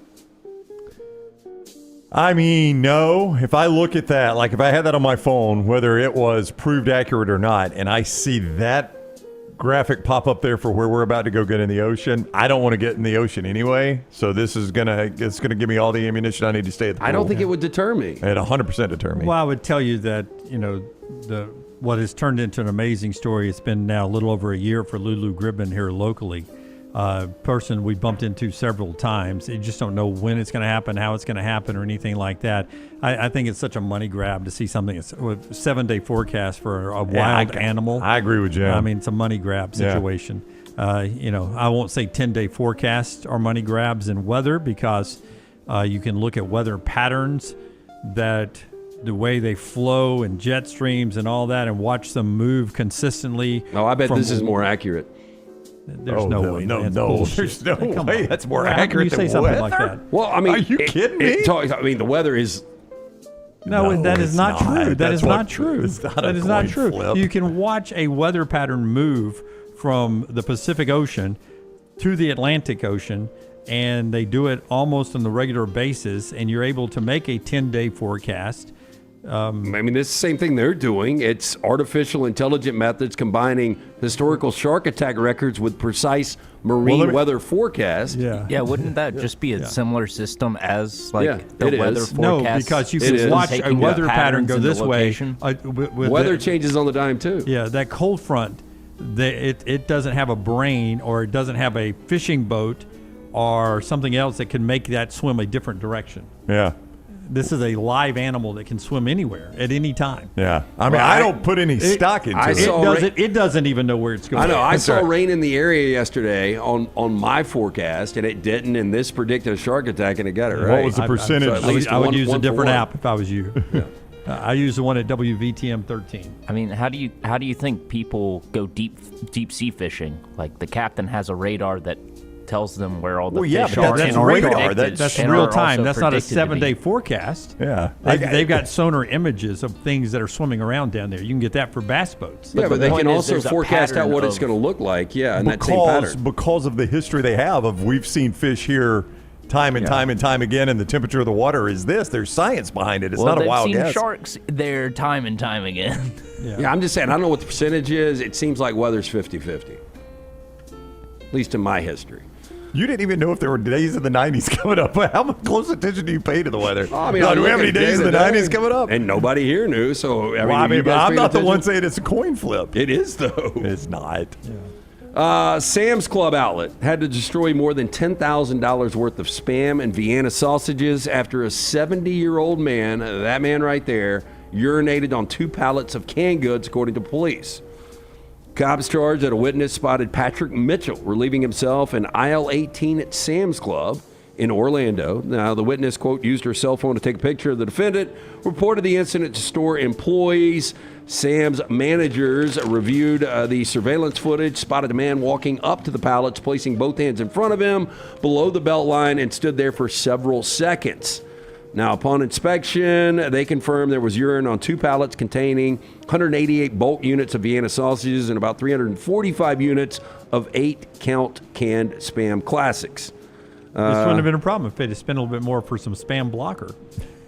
Combined value of products, $10,584. I mean, that's How a lot much? of 10,000? Yeah, that's a lot of Spam. That is a lot of Spam and Vienna sausage. They were really thinking they were going to sell the crap out of that stuff. In all seriousness now, you wouldn't want this to happen. He should be fully charged. Sure.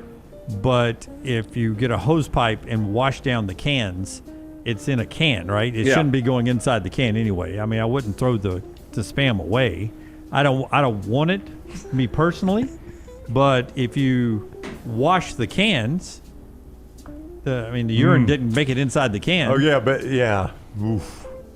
I don't know, Jim. You're on a slippery slope at that point. Like, a guy pissed on cans of Spam, and you're like, y'all just wash the cans off, send them to Publix. We're good. You would never know, though. You would never know. And what jumps out to me, dude's a little disheveled. I bet. Do they have a mascot? Do they have a mascot now for Spam? Oh, they look like they do. It's a little. Is that Spam-a-lot? That's a good name for it. I like that. Glorious Spam is what it says at the bottom. No, sir, Spam-a-lot ought to be. No, I guarantee you, I'm going to go Spam. Oh, it's got to be. I didn't just make that up. I had to have come across. It looks like an I afterwards. Spammy. Spammy is Sir Canalot. Sir Canalot is the knight, and then Spammy is the anthropomorphized. I think Sir Spam-a-lot would be better. Yeah, there's no doubt Sir Spam-a-lot's better than Sir Canalot. By the way, he's creepier with his eyes like that on our screen. Who, the pisser? No, he looks like Spam-a-lot looks like who was the official we had in the SEC? Ritter? Oh, Tom Ritter. He was always surprised by every call. Were the cans always that shade of yellow? Or does he need to hydrate better? Let me ask you, Brown. Yes, Jim. Not at the great Coca-Cola bottling company, but do you think anywhere along the transport lines from warehouse to the shelves, do you think a can of a soft drink or a can of chunky soup or a can of anything has come into contact with urination? Primarily from animals, yeah. I mean, or animals, there you go. Or a disgruntled employee. Yeah, a disgruntled employee, but more so animals. Like, they put them in warehouses. Warehouses get rats in them. Yeah. Trucks have rats in them, and that rat's got to go pee. He's not going to say, oh, let me go pee in the corner so I don't pee on my can of Spam. Yeah. So Joe P. here he's peeing on it just like that rat is or whatever. You probably should be washing that can off before you open it anyway. Just my point. No, I don't disagree with I you. always do. If I get a soda out of a vending machine or something, I always wipe the top off of it. I do too. Yeah. And sometimes just do it with my thumb, which Yeah. is probably carrying just as much germs, but at least they're germs that are already on my body.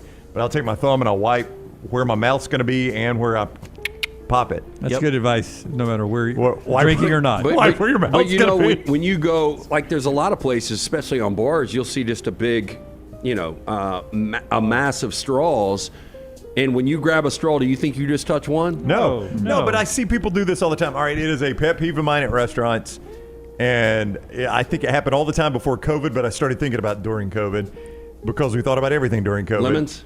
No, what Jim's doing right there. When they bring the tray of drinks and they grab it where I drink and they set it down that way. Yeah. I'm like if I were to pick your beer up like that instead of like that. No, yeah, but you got like 3 and they've got the fingers in it. I know, they've got it down in it then. But it's the same with a lemon wedge. Like, you want a lemon, what do you think they're doing? After they wipe their nuts They're by cutting it, accident because they're hot. and then they're grabbing it? Yeah, then Yep. they grab it and they touch all the other lemons and they're all contaminated. Supposedly sliced lemon is the most contaminated thing in any restaurant. I would believe it. Yeah. First time I ever saw that. I don't get the lemon with the First time the you ever wine. saw what? The lemon slice was the most contaminated thing ever. Was 1980s Janet Hall Fox 6 report. It was a channel 1 Fox 6 and it was ABC. It was BRC 6 in the 80s. She did a special report of some How kind of dirty the lemon restaurant is? and the dirtiest things when eating out.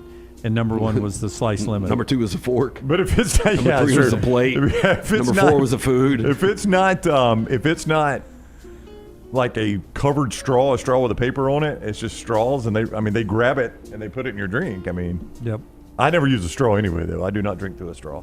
Even when you have the top on? I don't ever have the top on. Okay. Yep. But then your mouth is such in that cup that it's Oh, I only know. been passed through the hot water. At some point, you're gonna have to ingest germs. Yeah. You just accept it. Yeah, but let's throw away all this spam that's got peed on a metal can that did not make it on the inside. By the way, if it made it on the inside, you got a bigger problem because that spam's been exposed for weeks. But you know what they probably wanted to do? They were in a meeting somewhere, and they're like, well, we could give it to a homeless shelter. And like, oh, we're going to give them this spam a guy peed on. You know how that's going to look?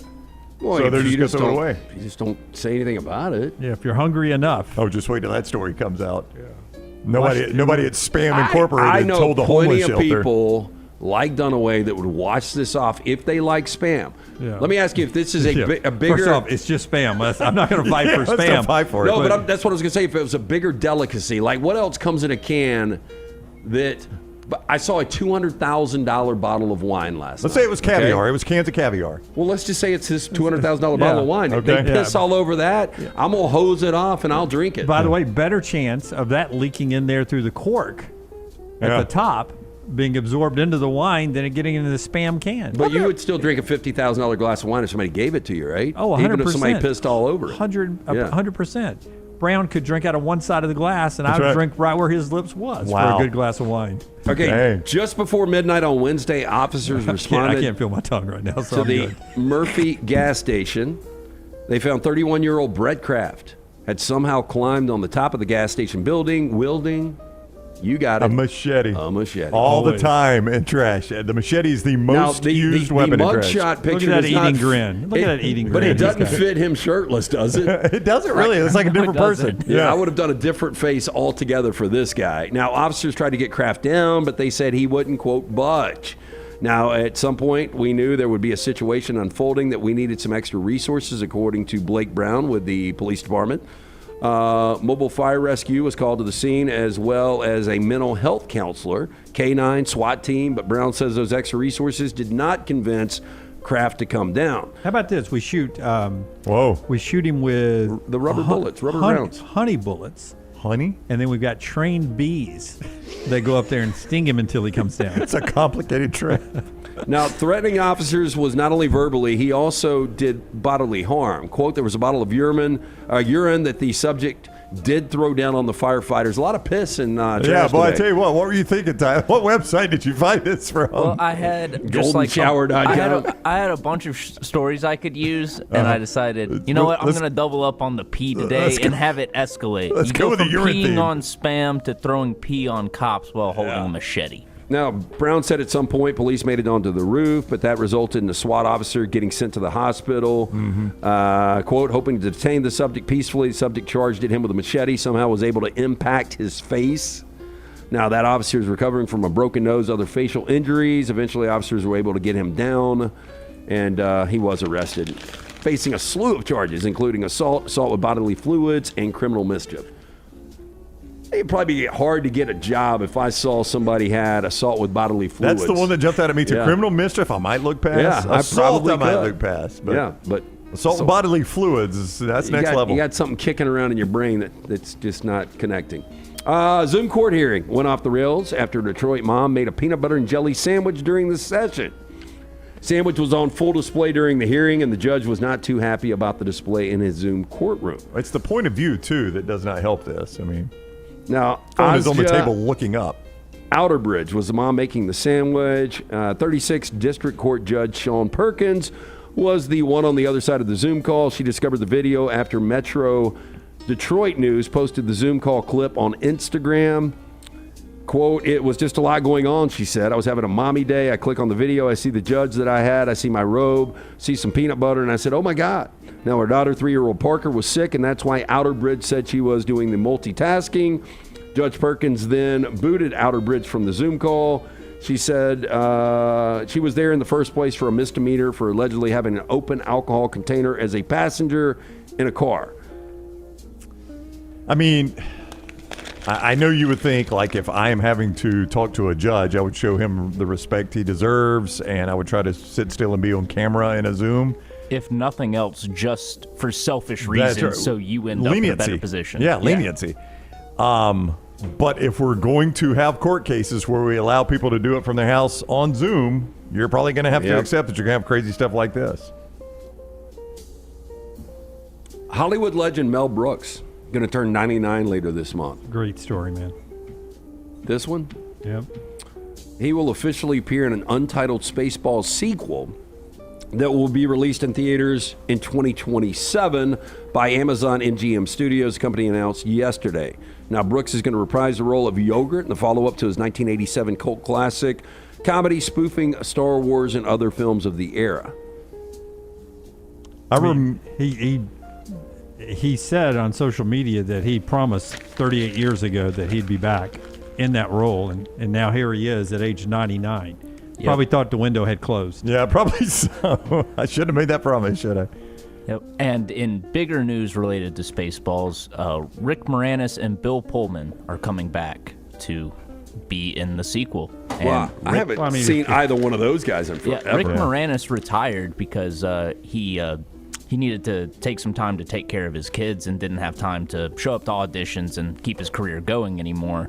So he's finally back. Yeah, he good. Stepped outside for a little bit a couple years ago and got punched in the face. Oh, I do remember that. We had it on trash. My favorite Rick Moranis role was in Ghostbusters. I thought he was so good at that. I am the key master. He's such a weird dude. Yes, Parenthood, he was pretty good, He was perfect in that role. But if this guy signs up at 99 to be in it, I would come out of retirement to be part of it as well. Oh, yeah.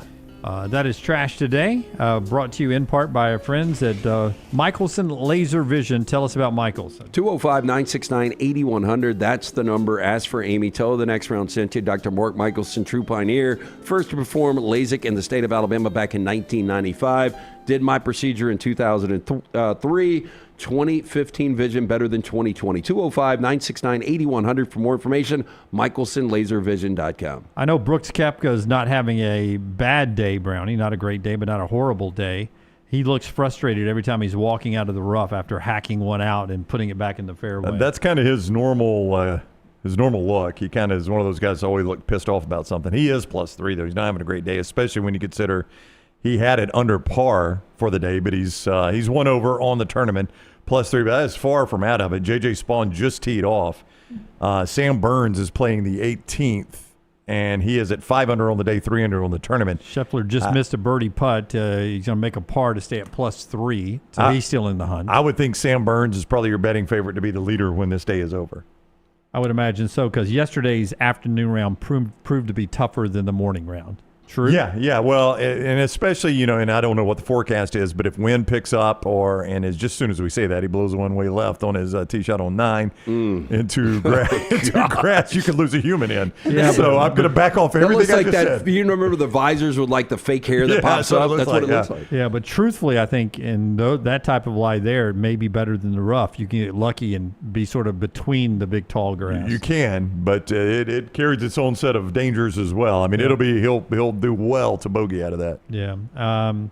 Coverage is flipping over to NBC if you're going to watch it this afternoon. So main NBC for the coverage of the U.S. Open as it continues on. And a pretty entertaining early morning session there, but the afternoon is always a lot more fun for those that played yesterday morning. They've got to endure the afternoon hours today, which includes the greens getting a little choppy too. I mean, just from the morning rounds that have been played with 155 golfers, now you've got a few extra bounces on those speedy greens that maybe you don't get when you're one of the first ones out. But I think one good thing is what can often decide a U.S. Open is the draw. Like if you get severe weather where, there's rains or there's heavy winds or the course gets soaked or whatever, oftentimes the draw can decide that. It looks like the draw is pretty even on this one. They've both had pretty much the same morning weather and same afternoon weather, it appears. Yeah, if they survive the afternoon, I have not checked the forecast or to see if there's any sharks in the Oakmont area. One of those drainage ditches? Yeah, those drainage ditches. It was Rory that was on the other side of one of those yesterday.